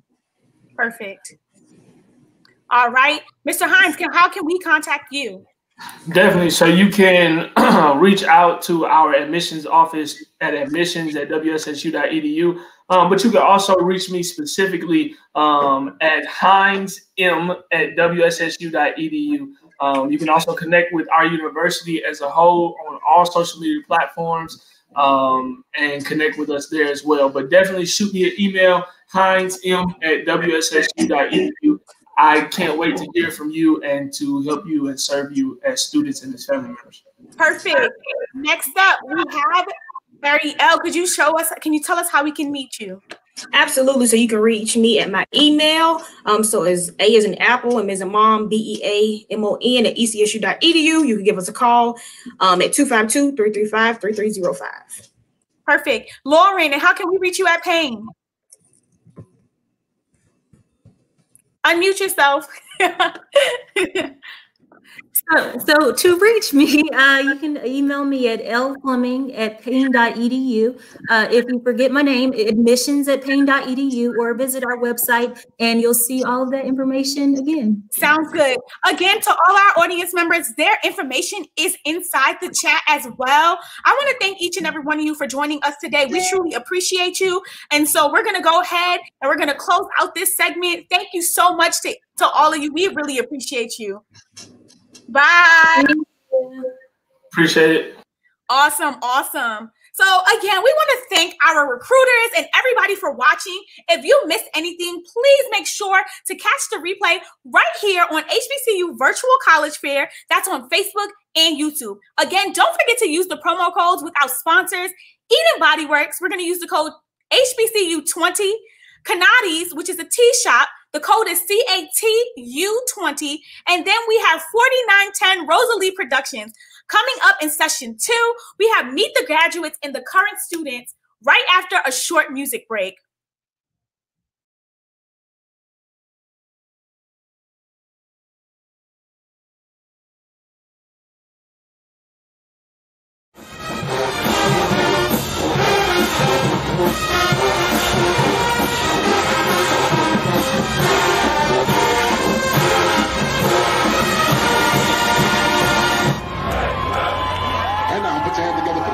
Dancing balls, they dazzle you.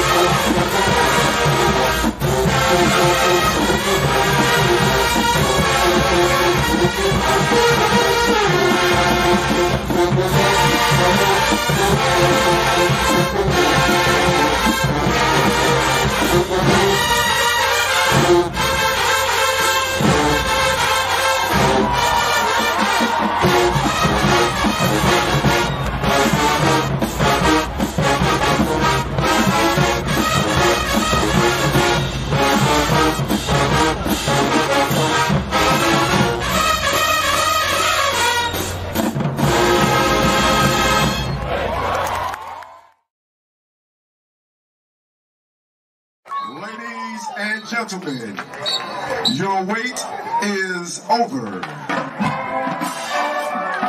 From the beautiful Garden City of Orangeburg, South Carolina, please welcome the famed South Carolina State University. Yeah. I love my HBCU. I love my HBCU. I love my HBCU. SC, SU, SC, SU. I love my HBCU. I love my HBCU. I love my HBCU. SC, SU, SC, SU. Yeah, and I woke up like this, proud to be a part of something outstanding. Them land grants from state to Claflin, educating black since 1896. I'm representing the Gardner and Blue, and no they can't shut us down because we way too historical. Legendary homecoming, you probably coming too. Your mom dukes, your daddy, your grandma too. We tailgating, the state is still hating, refuse to give us money, don't worry though, we'll raise it. It's in our creed, responsibility for intellectual growth, academic integrity. That bulldog pride, those bulldogs live. You can never put us bulldogs down, we stand up. My mission, my purpose, my goal, my statement is to make sure nobody asks where South Carolina State went. Because I love my HBCU. I love my HBCU. I love my HBCU. SC, SU, SC, SU. Virginia State. I love my HBCU. I love my HBCU. I love my HBCU. SC, SU, SC, SU. Yeah. One One time for education, 2 times for dedication. From Howard to BCU, Spelman got them fine women. That's the sojourner truth. I am so turning you. Shout out to them Greeks, they strolling that Benedict, they stomping that Voorhees. I'm proud of my school. Shout out to the home team. We are open for success. We are destined to succeed. I am repping SC. Watch how we rejuvenate. Them Q's about to set it out. Look out for that Alpha train live from the plaza. It's the marching 101. Schooling bands across the land with that Carolina funk. I'm glad I went to college. I ain't even gonna front. Shout out Morehouse. Shout out Morris Brown. Turn it up. I got that school spirit. I don't know about you, but I love my HBCU, SCSU. I love my HBCU. Delaware State. I love my HBCU. Johnson C. I love my HBCU, SCSU, University of Maryland. I love my HBCU. Lincoln. I love my HBCU. I love my HBCU, SCSU, SCSU.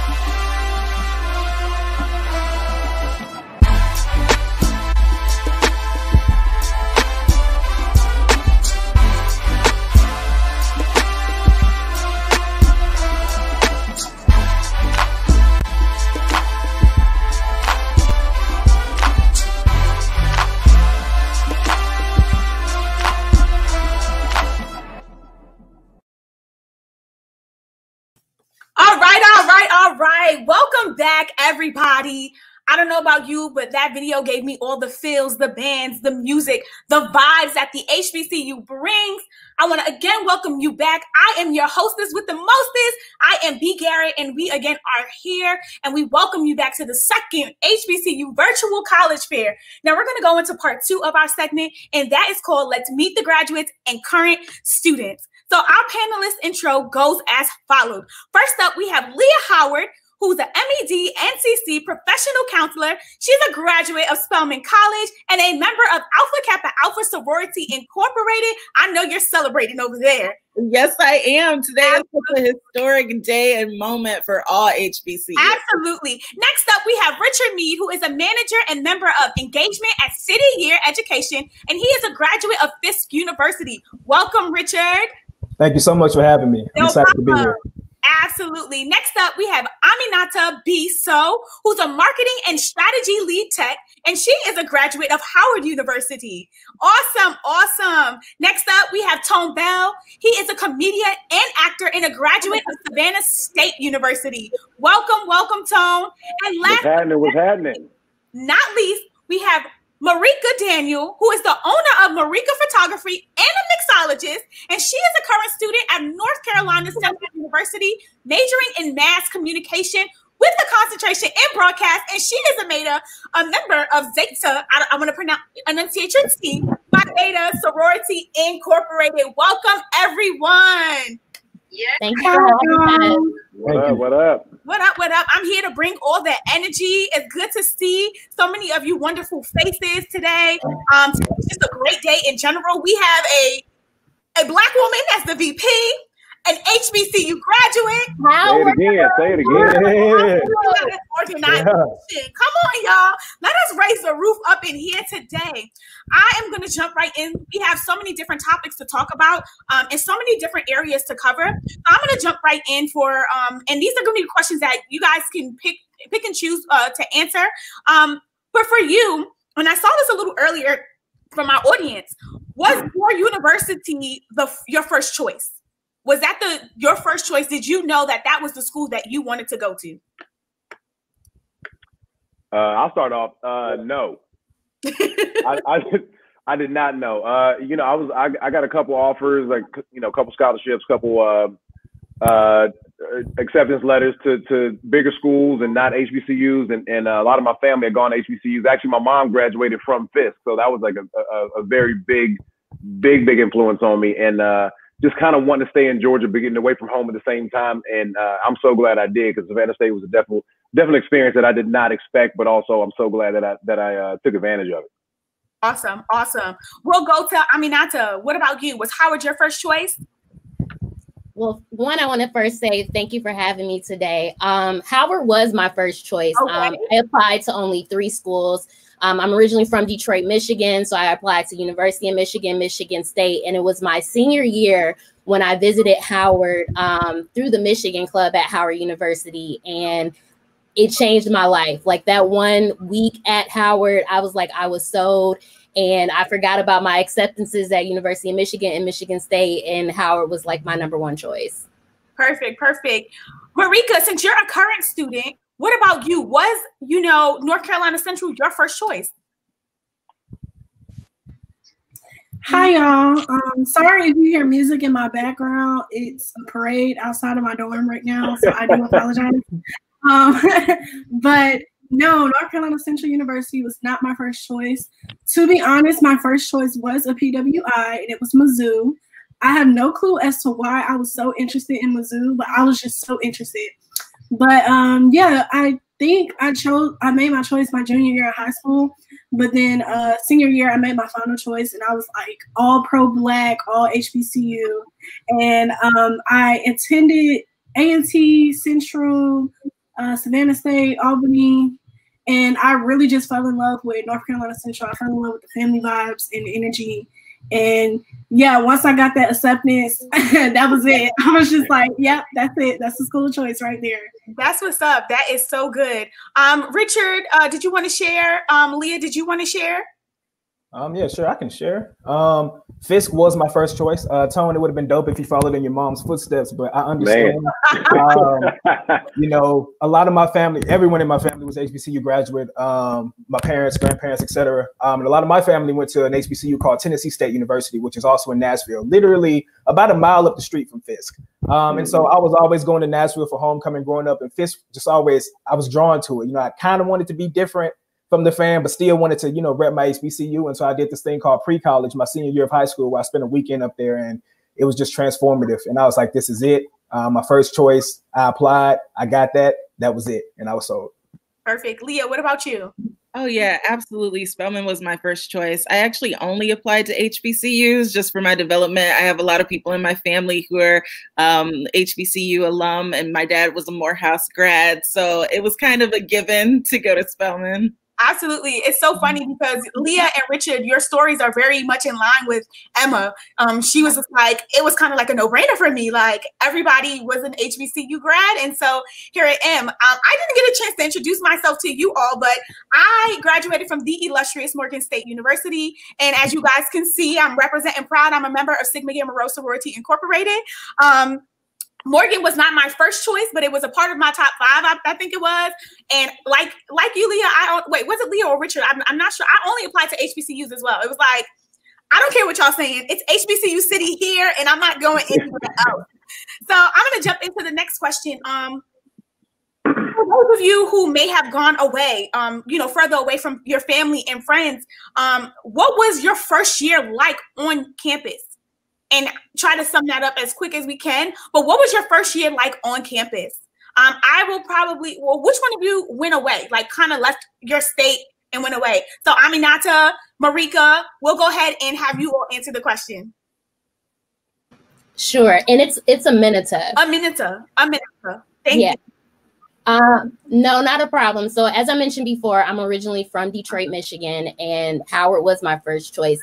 And I will say going away, like freshman week is an experience, and my parents, my family came, dropped me off at campus, and I was like, all right, bye y'all. Like I did not have any issues as far as like, separation anxiety or like missing home. Like, of course I went home, Thanksgiving and for Christmas, but I was like all in. Like the moment I hit campus, I'm like, this is my tribe. And I had a lot of individuals from my high school. I went to Cass Tech in Detroit, a lot of other surrounding like high schools and people from middle school. So Detroit was deep at Howard. So like I felt like I had like my family. In my first semester, I will say I didn't bridge out as much because I kind of hung out with the people I knew, and we had brought in a couple of people into the fold. But then by the time second semester hit, I feel like I bridged out. I got more involved within the School of Business at Howard and things of that sort, and started kind of like navigating. But my first year was just an amazing experience. I feel like I did everything. I went to everything.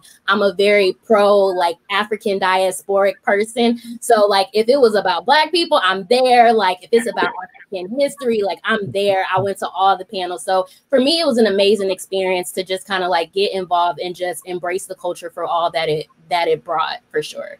Absolutely. And Marika, what about you? How was your first year on campus being away?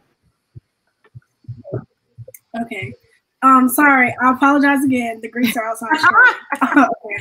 Okay. My first year, it was kind of rough for me. It started out kind of rough, but then as I got into it, it was pretty good. So I'm from Georgia, but I went to North Carolina. I didn't have a car. I didn't know anyone. I was just me by myself in a new state. It was pretty rough because I didn't have a roommate for like the first 3 months. And I also moved away from the freshmen. I kind of stayed on the side of campus that freshmen don't live at. So I was kind of struggling like socially. But once school started, I got involved with organizations. And then I also got an internship my freshman year. So yes, I wanted to have fun, but I was also still remaining focused of why I came into college. I didn't want my freshman year just to be all about fun and et cetera, things like that. So yeah, freshman year, I pretty much got an internship at a magazine, and I joined multiple organizations ranging from modeling troops to student activities boards. I was always at all the campus events. And then the times that I did have time to actually like have fun on campus, it was pretty good. Yeah, once I received friends and I started becoming a little bit more social, I think I felt a little bit better. But I think at first I was just a little too focused on academics instead of being focused on academics and a social life. So you definitely, going into college, you should definitely have a balance. That's the major thing about college, is having a balance, learning how to balance your social, your work, and your academics. So yeah. Absolutely, absolutely. Before I go into my next question, how rude am I to forget that Tone is a member of the ICE Code, okay? Brothers of Alpha Phi Alpha Fraternity Incorporated. How disrespectful. Yes. I mean, come on, baby. Come on. Come on.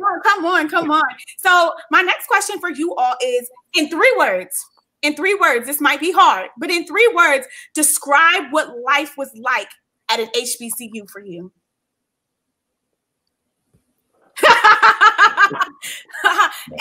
This is for all of you. In 3 words, just 3 words. And they don't have to be like a 1 sentence, but like just give us 3 words. Okay, I think I can give 3 for myself. All right, come on, Richard. First, I would say invaluable. Second, I would say home. And third, I would say progressive. Absolutely. Let's go. And I'm taking Richard's list as well. Okay. But I'm adding on. I would say humbling at the same time. Okay. I would say humbling. I mean, even though there's a family aspect there, I do think it's very humbling, and you learn a lot quick at HBCU. Perfect. Aminata, I know you may be just joining us back with the question I have. I don't know if you heard it, but give us 3 words, just 3, to describe your life at HBCU for you. So I'll give you a moment to think, because I know that's so hard to do. Ooh. You ready? No, give me a second. Okay, I'm gonna give you a second. Aminata. Leah, what about you? I would say supportive, majestic, and empowering. Okay. Marika, what about you? You're currently there, so describe in 3 words what your current experience is right now. Current. Okay, I'm not going to give you the current at the moment. COVID kind of messes things up. But in general, I think HBCUs are pretty much empowering, diverse, and humbling, like y'all said. So yeah. Perfect. Aminata, you ready? I'm ready. All right, let's go. Community, spirit, and African. Ooh, I love that. And I'm glad that you mentioned that, Aminata, and I'm glad that Marika said diverse. I think it was diversity, right? Mm-hmm. I love that because when I told people that I wanted to go to an HBCU, the first thing they said to me is, you just want to be a bunch of Black people. They all the same. It's the same thing. You grew up in the hood, and I'm just like, it's the most diverse place on earth, in my opinion. I agree with you. I mean, that's all walks of life right there. No matter where you come. I mean, it's HBCU. It's like it's a little bit of everybody. It's literally a little bit of everything, a little bit of everybody, and not to mention, I'm from New York City, so the culture that I had with my Black friends in New York City, when I came down to Baltimore, y'all, I was like, culture shock. So for me, it was diverse because just because we're all Black and considered to be Black, and we know that not everybody who attends an HBCU is Black. We know that it's predominantly Black, but just because we're all Black doesn't mean that we have the same experiences. And that's what makes it so diverse, because you're going to encounter people from so many different walks of life, and you're going to learn so much. So I had to tell people, like, mind your business. If this meme was popular back in the day, you in my business. Don't do that. So definitely. So we have a few questions from our audience. Our audience has been very engaging and very active. So be prepared because their questions have been so amazing thus far. So we'll jump into our audience questions. Jemiah King says, this is for Savannah State. How is life around Savannah? Is it close to River Street? I love the candy shop there. Oh man, well shout out to that candy shop because I got to go there every year to buy. My grandfather loves the saltwater taffy from there. So like every birthday, I got to send a package like the next week. He coming up soon, but man, I loved it. It's like Savannah's one of those places where I mean it's about 3.5 hours from Atlanta where I'm from. I'm from Decatur, Georgia originally, but it's just far enough away to feel like you're really out of town, but also close enough to like if I want to run back home for something I can. But I was never that dude. It's like everybody knows that person if they grew up a few hours away every weekend they gone. Every weekend they going back home. So I was like, I'm gonna start a life here versus like always running back to Atlanta. But I mean, Savannah is when I was there, I don't really know the cityscape as well as I used to, but it was about 70,000 people in the city. So I think it was a perfect size to like have a city feel, but at the same time be small enough to not get in too much trouble. So like I think was it Marika? I'm sorry, am I saying that right? I mean, it's like it's just social enough and then just small enough for you to stay on your academics. So I do think that Savannah State is close enough to River Street, so you can't get downtown, like 4 miles, but you can also get back on. So I think it's a perfect city for a college student.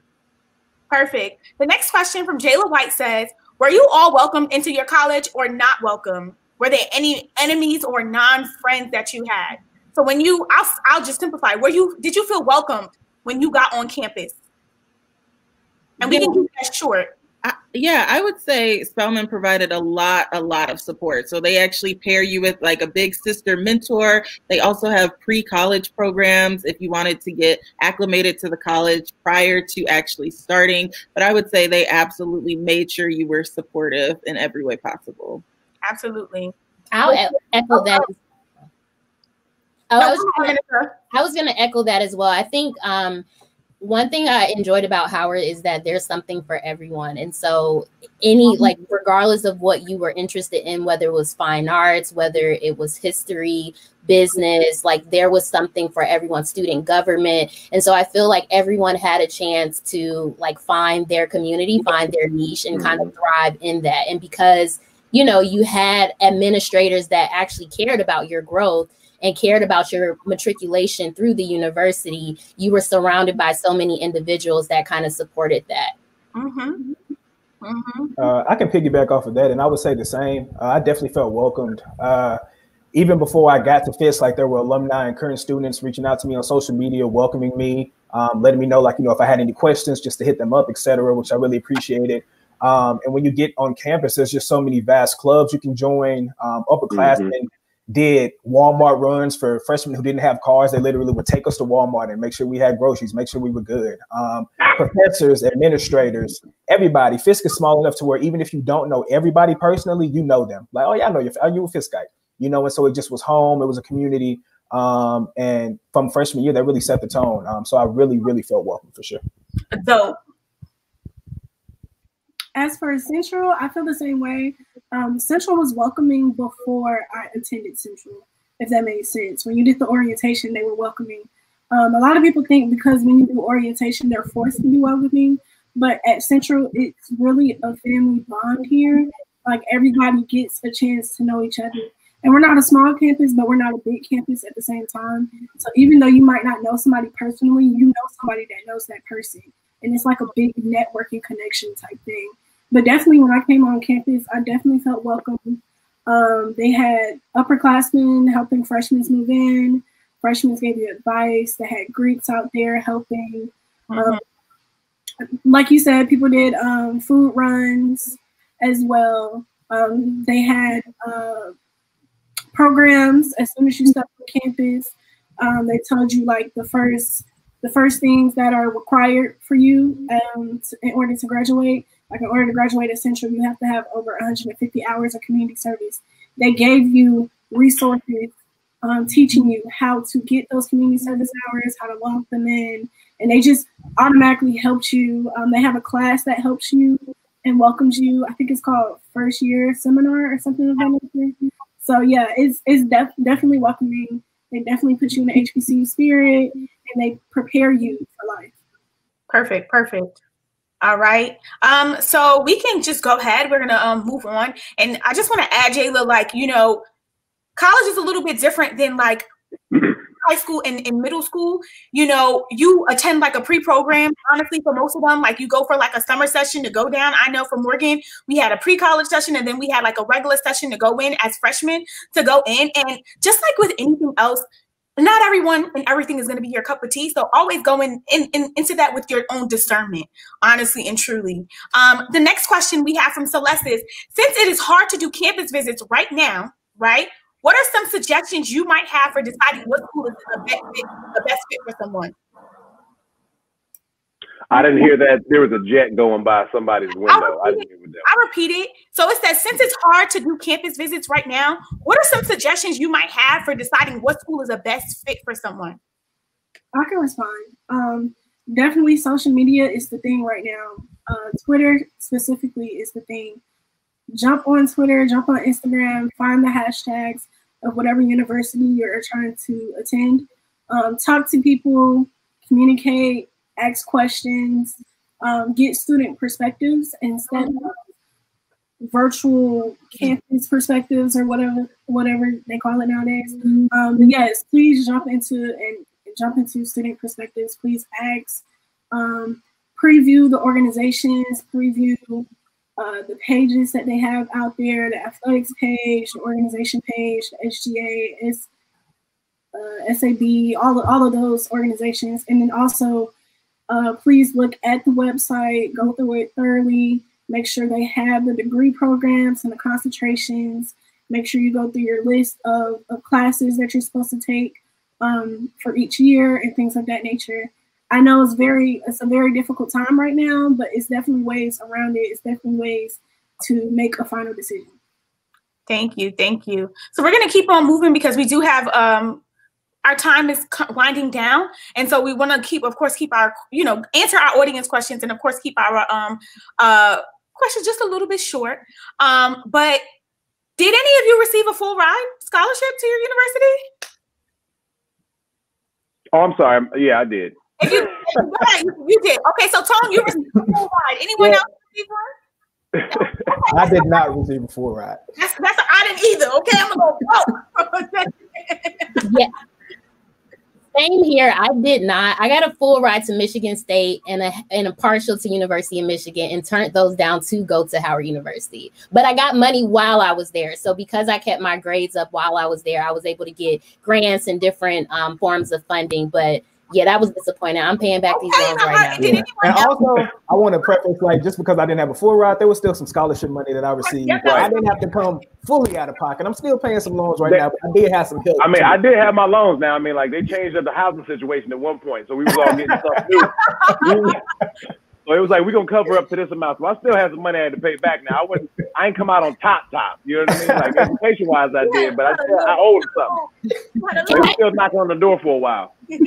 Can I share one tip? I know for Howard, they focus a lot on standardized testing. So like, to give some context, I graduated with a 3.8, but I didn't have a high ACT score. So I suggest to like juniors and seniors out there, take your ACT and your SAT as many times as you can. Because I had a friend, we graduated together. She had a 3.1, but a 26 on her ACT and got a full ride. And I had a 3.8 and a 21 on my ACT, and I didn't get any money. So take your standardized test. Each school, like, do your research, but each school determines like how they give money differently. But I know with Howard, they definitely pay a lot of attention to standardized tests. Absolutely. So make sure y'all do your research, audience, if you're listening. This question is to all HBCUs, but is your HBCU a place that is friendly to people who are of the LGBTQ community? Are these individuals in large numbers or subject to hostile teaching? We can make this short, but for Morgan, it's definitely friendly. Definitely friendly. That's my response. Anybody else? At Central is friendly. We actually have the first HBCU LGBT Community Resource Center. We're the only HBCU with a center specifically for LGBTQ community. They have internship programs for people of that community as well, and they're very active on campus. They have pride proms and etc. They have all types of organizations. So yes, if you're thinking about Central, you should look into that. The advisor, I think her Amber something. I don't remember her name, but if you do leave like a comment or something, I can get you her contact information. Yeah, definitely get that contact information. Anybody else have a just short answer? I would say absolutely. I think in the last, I graduated in 2004, so I would say like probably the last 20 years. I mean, as far as the LGBTQ movement, and like now that we, you know, the definition and I don't think people were out as much as 20 years ago as they are now, and stepping into this light that we know. So I think things are a little different. But if you know anything about HBC, you know the moment you, like you said, that family aspect, you know you're getting 1,000 hugs a day on the HBCU campus. Every time you see somebody, it's going to be a hug. So I think that has rolled over in that family aspect no matter what. I mean, there are people now that weren't out and that are now out. So but I do think when we go back for homecomings, I think it's all love. It's always been all love. So, I mean, the last 5, 10, 15 years, everything has grown. Everybody's evolved. And so I would say, yes, it wasn't as prominent 20 years ago as it is now, but I would say absolutely. And everybody else who hasn't like verbally responded, thumbs up if you think your school is LGBTQ, definitely. But just like anywhere in the world, you just have those people, and we all know what those people are. So last question says, if you're not sure about what it is that you that you like, is there any pressure to major on early? Any school can answer. So anyone who would like to jump in and answer that. Leah, you've been a little bit quiet up there, so I'm going to call on you. Okay, yeah, I would say that they definitely give you room for growth. However, Spelman wants you to decide at least first semester sophomore year. And I know those that decided their major earlier just had a little bit of an easier track as far as maintenance with their GPAs. And so I would encourage you to talk with people in that major, talk with professors, email department chairs. I know my department chair, we still keep in contact, and she still writes recommendation letters for me. And so I would definitely say do your research and then experiment. Like freshman year is the time to figure out what you really are interested in. Mm-hmm. Mm-hmm. Yeah, I'll also say you can come into Howard as an undecided major. I came in actually as a chemical engineer major, then switched to international business, then switched to finance. And my mom was like, listen, you got 4 years to graduate, and I graduated in 4 years. So it just goes to show like you have room to flex and grow. I made sure if you are unsure of what your journey is, just make sure that you're taking your required classes and like just keeping track of like what classes you need to take so that you don't hop around so much that it pushes your graduation date back. That was a great piece of advice because I did the same. I hopped around. And I was there an extra year, and my folks was like, bye, can't help you no more. I'm going to go ahead and move on to our next question. Let's see. What was your favorite or least favorite thing about the college you attended? So let's keep that to 2 short We're gonna go ahead and we're gonna ask the guys first. Give us maybe just 3 words or less for each answer. What was your least favorite thing and your favorite thing? Okay, so I'm providing 3 for each, like 3 favorites and 3 least favorites. Yeah, so okay, 3 favorites, 3 least favorites. Oh, okay. My 3 favorites. Let's see. I would say, the yard, which is just where everybody kind of congregated. If you had class, I mean, if you had class and you didn't go, if you didn't have class, the yard was just where it was at. It was popping. That's just where everybody just kind of got together. Second, I'm gonna say the women. Honestly, there were some beautiful women at Fisk University, some beautiful alumni, and Fisk had a 9-to-1 female to male ratio when I was there. So please, my young men out there listening, go to college, man. It's amazing experience. You need it on those campuses. Your voice is important. So definitely women would be second. And third, I would just say the professors, like the faculty. They were just so endearing and so nurturing. And I was able to be transparent and just build relationships with them where it was just like, I felt like I had other parents while I was in undergrad, for sure. Least favorite, that stuff, I don't know if I can come up with 3 for Fisk. Y'all, Fisk is amazing. Let's see. Right. I would say I just go with the calf selections for breakfast. It left a lot to be tired. I will be transparent about that. Yeah, the calf, there could be some improvements, but Fried Chicken Wednesday was live. You get your fried chicken, get your mac and cheese. It's amazing. But the breakfast, probably my least favorite. I probably went to breakfast maybe about 3 or 4 times in my 4 years there. Wow. Tone, let's have what was your favorite? Least favorite? My favorite's probably, homecoming. You just can't beat HBCU homecoming. I think homecoming and just like Rich said, the faculty and staff is still professors and deans, and I mean the president and I was super tight. I mean it's people that want you to grow and they want you to lean on them and they want you to bother them in a way to help you do the things that they may not have done. So I would say that I love the calf. We didn't get a Pizza Hut till like my last year, so I mean we was on regular calf food. And we finally got some restaurants. So, I mean I'm gonna go. That's split down the middle, like for pros and cons. Least favorite, our school was like in a big loop, so it's a one big circle. So if you made that right, you got to go all the way back around to get to the front. So like there was no 2-way driveway, so that piss everybody off. That would piss you off. And just man, the amount of parking tickets they would just throw out sometimes. Like if you by the time I did get a car, man, they own it. They own it. Campus security on it. I almost didn't graduate because I had too many parking tickets, but we'll talk about that later. I'll move on. Oh, Leah, you're next. Sure. Oh yeah. One of my favorite things was just knowing people, seeing people like Tone said earlier, getting hugs from everybody and really having that sense of community unlike anywhere else. Certainly Fried Chicken Wednesdays. And then just the amount of support you get from the professors. Probably the least favorite thing was that at the end of the day, it is rigorous.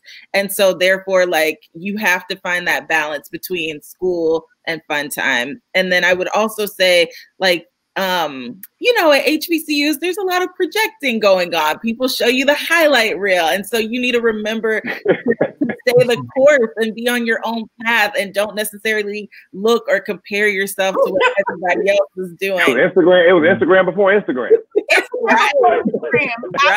Right. Because those sorts of things would just get you off track. I will say one thing unique to Spelman that maybe I didn't necessarily like was the judgment factor with attending an all-female school. It was like that extra explanation involved with, no, we're right connected to Morehouse and Clark is right connected to us, like a fence away. And so just in having to over-explain that aspect because people will prejudge your experience without even knowing. I will say that's maybe one thing that I didn't necessarily care for, but at the end of the day, your education will speak for itself.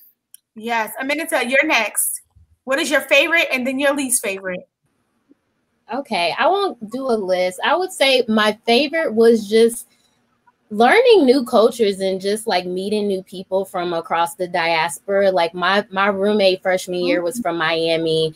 Like my suite mate was from Trinidad and Tobago. Like learning we had a Caribbean tree. It was called the Trini tree, and they would play cricket on the yard. And so like just learning the different like foods and like cultures and like seeing the commonalities across the diaspora, whether you were from Nigeria or Barbados or wherever, like, and just being able to embrace that. My least favorite was financial aid. Like I stayed in financial aid. Lord Jesus. But I will say there was always a saving grace angel in financial aid that always looked. So I would say I never got purged. I was always close to getting purged, but that's probably the first friend you need to meet. You need to meet somebody in that financial aid office your freshman year, because they would take care of you the rest of your time. Money was always found. Money was always found. They're like, oh, yeah, there's a $5,000 grant. I was like, why you ain't tell me that last week? But it doesn't matter. You told me no. So make friends with the administration, because like they will look out, they will hold you down. So make friends with people in accounts. Like if you need a transcript, make friends with your counselor. Like look, everybody is your friend. The janitors, like that's real. Everybody on campus. I couldn't agree with you more. Okay, last senior year, I didn't know where that money was coming from, but the Lord said, your account is balance. Won't he do it? Connections, won't he do it? Marika, you are last us. You're currently at school. So tell us, what is your favorite or least favorite part of your journey so far? My most favorite part of my journey is the ultimate homecoming experience that we have here at Central. Homecoming is always a vibe. My second most favorite part, I do apologize for that, y'all. My favorite part is probably gathering around the creek bone. And being around Starbucks. We just got a real Starbucks on campus, y'all. So everybody be at the Starbucks on the patio, just chilling. And then my least favorite, I would probably most likely say campus parking is definitely a struggle on the weekday from 8 o'clock to 5 o'clock. Okay. And the second least favorite would probably be, our chancellor isn't really diverse when it comes to getting our name out there as a university. You always hear North Carolina A&T, but nobody knows that A&T and Central are rivals. So you always hear A&T, but you never hear Central. So that's probably my biggest pet peeve about Central. We're not really out there like we should be. All right. Thank you for sharing those experiences, you all. So this is our last audience question, and this is really a good question. I think that, not everyone has to answer, but if someone is struggling with their grades in high school, can they still attend an HBCU? Yes, absolutely. I knew many people who maybe didn't have the highest GPA. However, they made sure they were well-rounded individuals. Make sure you're doing volunteerism. Make sure you're connecting with other organizations. Study really hard so that you can get great standardized test scores. But there are other ways beyond grades. Do some college visits and connect with people. And so make sure you're doing the work on your end. But at the end of the day, it's not all about grades. Absolutely. I'll speak from the Morgan experience. My GPA graduate, I had a rough high school time. High school was rough for me back home. I was a loudmouth fighter. I'm going to be honest. And, it was tough. And it wasn't like I wasn't smart enough, but my mouth got me into a lot because I didn't pay attention. I did the rah-rah. But Morgan has a program. It was called pre-college. And pre-college was a program, if your GPA wasn't good enough or your testing wasn't as good, then you would come to Morgan, the pre-college program, and it was about maybe 4 to 6 weeks during the summertime. And you had to take like 3 prerequisite classes that actually went towards if you needed something like that for your major, it went towards your major if you passed the course. And so I know there are other HBCUs that also have a program like that where they take a look into, okay, they can see like you got a little bit of balance, but you just need a little bit of to get where you're going. I mean, I graduated high school with probably like a close to a 3.0, but it wasn't just there yet. And my scores weren't like exceeding, but they were like, my test scores were kind of like average. And so me going to the program, it was just like, okay, we can see that you can do it. You're committed to doing that. So Morgan definitely does have a second. They consider Morgan like a second chance school as well, to give students who are not like performing extremely well an opportunity to come and still get admission into the university. Yeah, and I just wanted to add, like, and piggyback off what Leah said, like, lean into the things that you're good at. Like, make sure you're volunteering. But like, say for instance, if you want to study business at a HBCU and you're an entrepreneur, make sure you're highlighting those things. I think oftentimes it's about telling your story. So like, when it comes down to your personal statement, make sure that you're leaning into the things that like highlights you and makes you you. So like, whether it's starting a business or like being the captain of like your school team, or, you know, getting involved in certain clubs or volunteering within your community, lean into those things that make you stand out, because grades aren't everything. They want to make sure that they're bringing in a robust and a diverse group of people that have all different types of experiences. And let's be clear, everybody that come to college, you know, aren't necessarily like the best with grades. Like, so that's what makes you, and what makes you you. And I mean, and if I can say, whatever the struggles are now and whatever the distractions are now, take the time to identify them, because it's not going to get any easier when you take that next step into the collegiate level. Because I mean, they only amplify.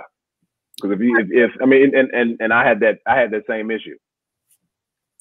Thank you. So our next question is, how are all of you coping with no homecoming, as this was many of you all's reunion year?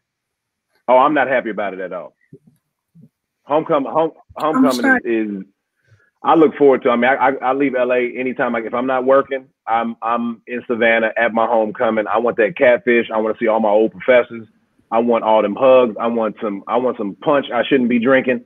I want to have my fan. I want it all. I want it all. So yeah, it's definitely disheartening that we weren't able to do homecoming this year. Absolutely. Yeah. I'm sorry. Oh, no, I was just going to say, it was tough for me. It was my 10-year reunion. I graduated in 2010. And so what our class, Howard did have like this virtual experience. It wasn't the same, but my class got together and did a virtual Zoom call. And we're currently raising $100,000 for our class. We're raising for a fund. And I'm on the committee. So it was still a great experience to see people in a virtual environment. It's not the same, but we're still committed to the cause of giving back to the university, and we're doing that with raising money for Howard. That's beautiful. Richard? Yeah, it's definitely been tough. This is my 5-year reunion. I would have been at homecoming today, especially with the election news from earlier. I already know it was going to be lit. It would have been lit, but it's all good. You know, we got a Zoom call tonight that I'm sure is going to go up. My class got together also and did a little something on the side. But yeah, I mean, it's an adjustment for sure. It's always good to go home. Fisk is home. But we know, safety is first, and we understand the precautions that have been put in place. And I can't wait until the time we're able to come together again, because absence makes the heart grow fonder, and we going up. Absolutely. I'm going to miss all the, girl, I'm trying to be like you when I get older. Ooh, you look good. Oh my God. Stop it. Not even making it across campus because all the love. Like, so check on your HBCU friends, because we're not good. Leah, what about you? What is going on? Like, how you're of course you graduated. So how did you feel missing homecoming at Spell House Homecoming? Right. I did feel some sort of way about it, but like many of us here, I decided to do something about it. So I actually hosted like a social distance movie night for the Spelman and Morehouse freshmen. And so we got on the tennis courts, got the projector. They were able to meet each other, which they otherwise wouldn't have had that experience. And it was during homecoming week. And so, it is what it is, but we're finding ways to cope. Absolutely. Yeah. We're going to go ahead to our next question is, how has attending an HBCU helped you in your current career?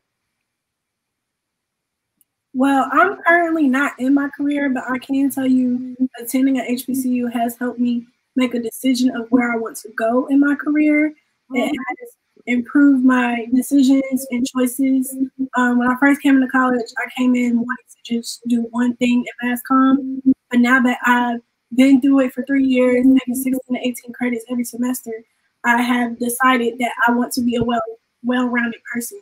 So I do multiple things in Mass Comm, not just radio personality now. I'm all over the place at this point. But it has created opportunities and open doors. I have received internships working for different parts of Mass Comm. So I'm getting the diverse energy from broadcasting to journalism to public relations. And I appreciate every single opportunity that I have. Absolutely, absolutely. And everyone can answer this question, if you please. Yeah, for me, I can share. Bad Tom. No. For me, I can say that my kind of sense of self was really cultivated during my time in my university. And so for me, as I'm in my career field, I'm doing a lot of external meetings and engagement with, different entities and organizations. And I feel like I'm supposed to be in every room that I enter. I feel like I'm supposed to be at every table that I have a seat at. And I think that that's a testament to Fisk, honestly. It cultivated within me a desire to go forth and be the best me I can be, honestly. And also another aside, my vocabulary was enhanced so much by going to Fisk. Like people would use words I had never even heard of before. So I had to step my game up. So definitely when I enter in any space and as I continue to develop, those things will continue to remain with me. And I'll just go back to the empowerment thing. I think Rich kind of hit on that as well. But I think there's a sense of an HBCU allows you to take it. I'm not waiting for anybody. It empowers you. It lets you know that, like you said, I'm supposed to be in this room. I'm not taking no for an answer. And people just lift you up. And if you need help, there's people on that campus and it's that family field. It's like, what you need? What do you need? How do we help you get there? And I think that they train you. We train each other to go. I'm not gonna stop. I can't stop, and I will complete this task. If I set this goal, I'm gonna achieve it. And these people around you will help you. Yeah, I think the empowerment piece is really big. I also think that your network is your net worth. Okay. And so something that Howard teach you early on is that you have to network with everyone from there is no ranking of people. Like everyone, you should always strive to learn and talk and get to know individuals because you never know how they could help you later on in life. And I just will also say that, oftentimes you'll hear oh, HBCUs, do they prepare you? Listen, at the end of the day, we take the same LCAT, the same MCAT, the same, all the same standardized tests to get you into med school, to law school. I mean, listen, we have a Madam Vice President that is headed to the White House that went to the Howard University, that is a part of Alpha Kappa Alpha Sorority Incorporated. Listen, our schools prepare us, they empower us, and they provide us with the tools that are necessary to succeed, but then also just stand in our truth and stand in it authentically us. So yeah. Yeah, I would also say, that confidence is not shaken. I remember having a professor that said, I expect the best because you are the best. And it always stuck with me. And as I pursued my master's degree, it was actually easier than undergrad. I think that's just because the rigor of the HBCU was just that intense. It prepared me. And now that I'm pursuing my PhD, there are people and professors who actually know the Spelman name, the Spelman brand. One of my professors, he actually stood up and was like, oh, a Spelman woman. So he knew what it was and had expectations, and he was a white man. So, there are expectations of those who come before you representing the brand. And so that's also something to keep in mind as you move forward in your career path. You aren't just representing yourself, you're representing the brand of your HBCU and all HBCUs. Absolutely. And if I can add this, and you just you made me think of something one of our professors said, and it didn't hit me till years later after I graduated, but one of my professors, we used to sit and talk in his office all the time, and he said, hey, just remember, when you get out of here, you're not going to like everybody you work with, but that shouldn't stop you from working hard and getting where you got to get. And so you're not gonna like everybody you work with, but you just work together. You're not gonna stop me because this ain't a friendship.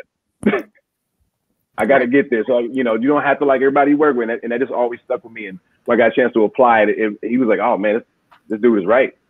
I'll also say Howard teaches you to not take no for an answer. It will, I say HBCUs put you through a haze. And so you learn real quick that just listen, you got to keep going to this point. You go through so much in your undergrad years. Once you matriculate into other facets of your life, you're like, oh, this is kind of, it may not be easy, but it's you're prepared. So Absolutely. So this next question is going to be for Leah. It's going to be for Marika and Tone. Greek life. What made you choose your specific organization? Now, I know that this answer can be very long, okay? But let's try to crunch it in and get that through. What made you choose your specific organization? You know, that's such a good question. I actually have love for all of the Greek organizations. I just felt like it was goodness of fit as far as my selection of it and the examples I had seen in the community. You know, a lot of women of Alpha Kappa Alpha, Sorority Incorporated were in the education sector. That was also my career path. And so those surrounding me, a lot of people I had been inspired by from a very young age were members of the sorority, and it embraced what I felt like was congruent with my own morals and values. Come on, big words, congruent. Yes, I love it. Marika, you're up next. What made you choose Zeta Phi Beta? Okay, well, first it was my family. There's no Greeks in my family. The only Greeks that I have in my family is my cousin. And I fell in love with the way that him and his girlfriend basically reenacted with each other. And they're Dove Love, they're Sigma and Zeta.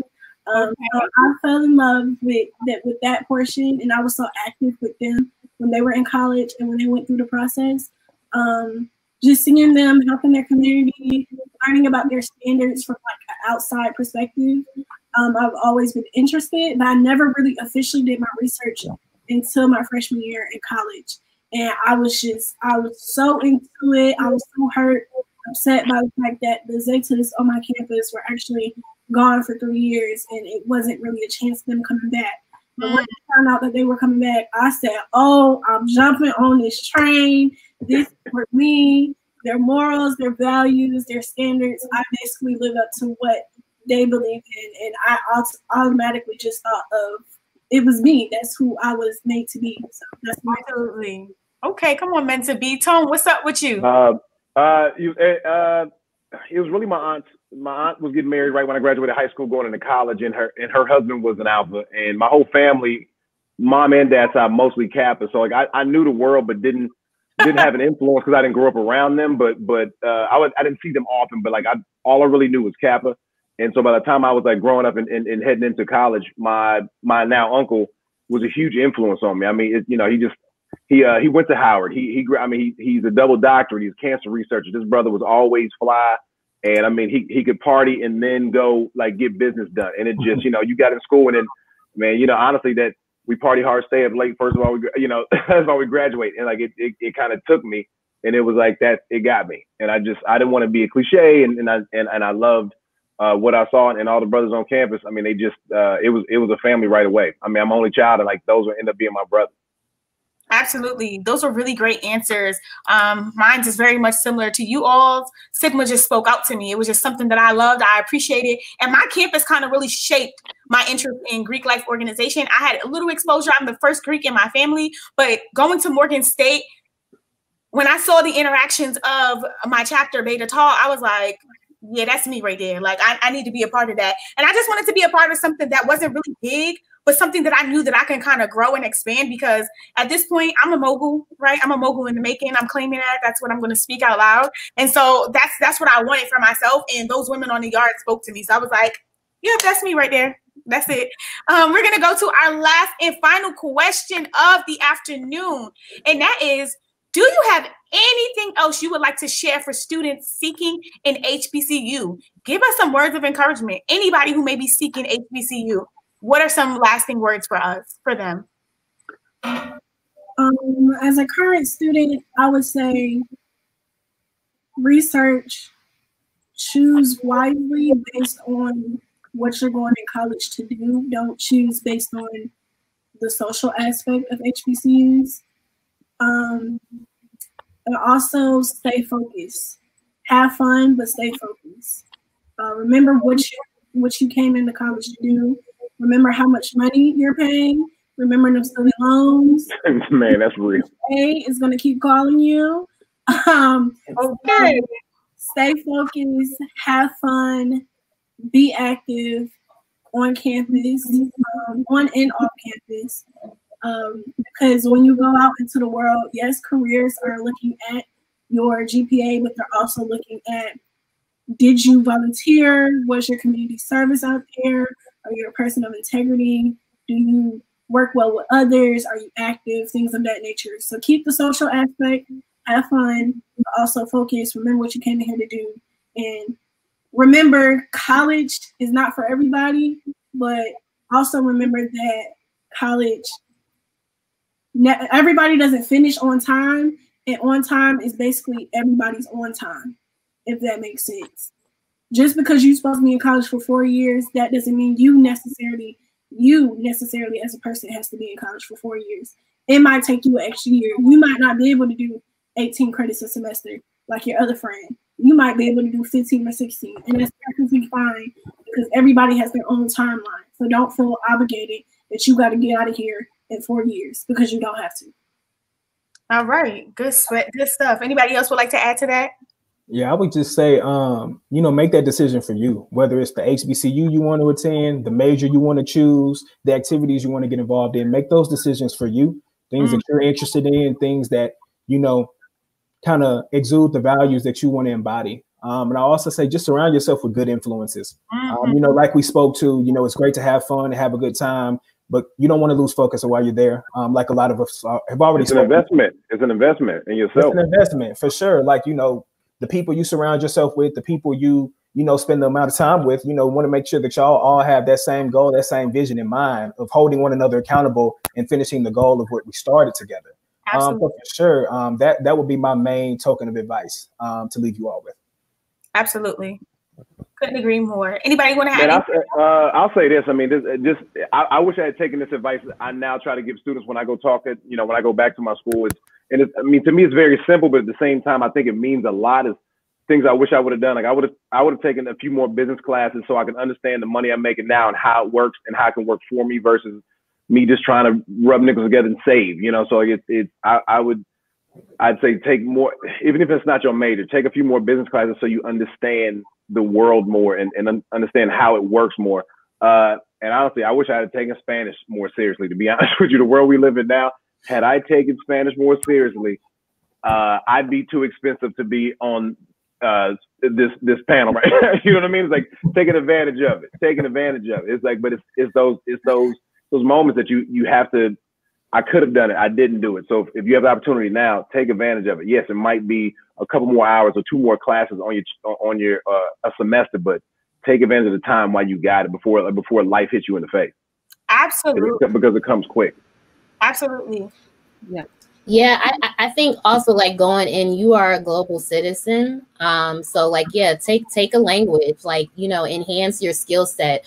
I would say go in with a goal in mind and achieve it. There's so many distractions and things that you can like get looped down and looped into and party a little too much, but like understand that like someone mentioned it is an investment and you are there for a reason. So take the gems, take all the tools and the resources to enhance yourself. And also remember, once you graduate from that institution, give back. Like I feel like, our community has to be more about, Sankofa reaching back to pull forward. So remember, you didn't get there alone. So like on your journey of achieving whatever it is that you're achieving, reach back at home. Like make sure you're, going back to your high school during your breaks off and talking to students. Because if we don't keep our HBCUs alive, then who will? We have to be the beacon and the vessels to spread the good word about the institutions and all that they offer. So go back to your high school, during Christmas break, go back to your high school during Thanksgiving and just, enjoy the space. Like it's a beautiful space, build your community, find your circle that is good for you. That is, of course, of a good influence, but just build community and just, just embrace the experience because you won't get it once you go out into the real world. I'm like, ooh, child, take me back. That's why homecoming is so important because I'm like, you will never be. You get to be a kid again. You get to be a kid. I know. For 3 days. Yeah, absolutely. Yeah, I would also say stay active with your alumni association once you graduate, because they can also provide many, many opportunities for you all. Spelman is housed in Atlanta, and so they gave their alumni association the opportunity to tour like Tyler Perry's studios. And so you just never know, continuing to maintain and that sense of community can get you so far, so far. So don't take it for granted. Don't take the network for granted.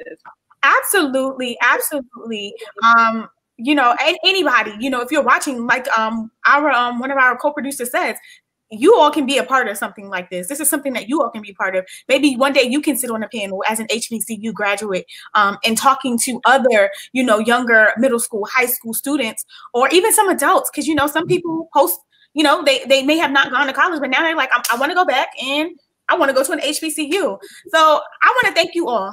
Absolutely. Thank you. First and foremost, thank you all for joining us this afternoon. Thank you to everybody who tuned in and watched us. It has been a wealth of information for each and every one of us. Your questions were amazing. You guys were very interactive, and our panelists, our recruiters, you know, the graduates, our current students, thank you so much. Of course, we cannot forget to thank the organizers, Emma and Shawnee. You guys are amazing. Thank you so much. If you missed anything from today, be sure to check us on the replay for Facebook and for YouTube. Of course, and that is at HBCU Virtual College Fair. Again, this is your girl, B. Garrett. It has been a pleasure to spend this afternoon with you all. Thank you so much, and I'm tuning out. The next time you'll see the college fair is in 2021, so be ready.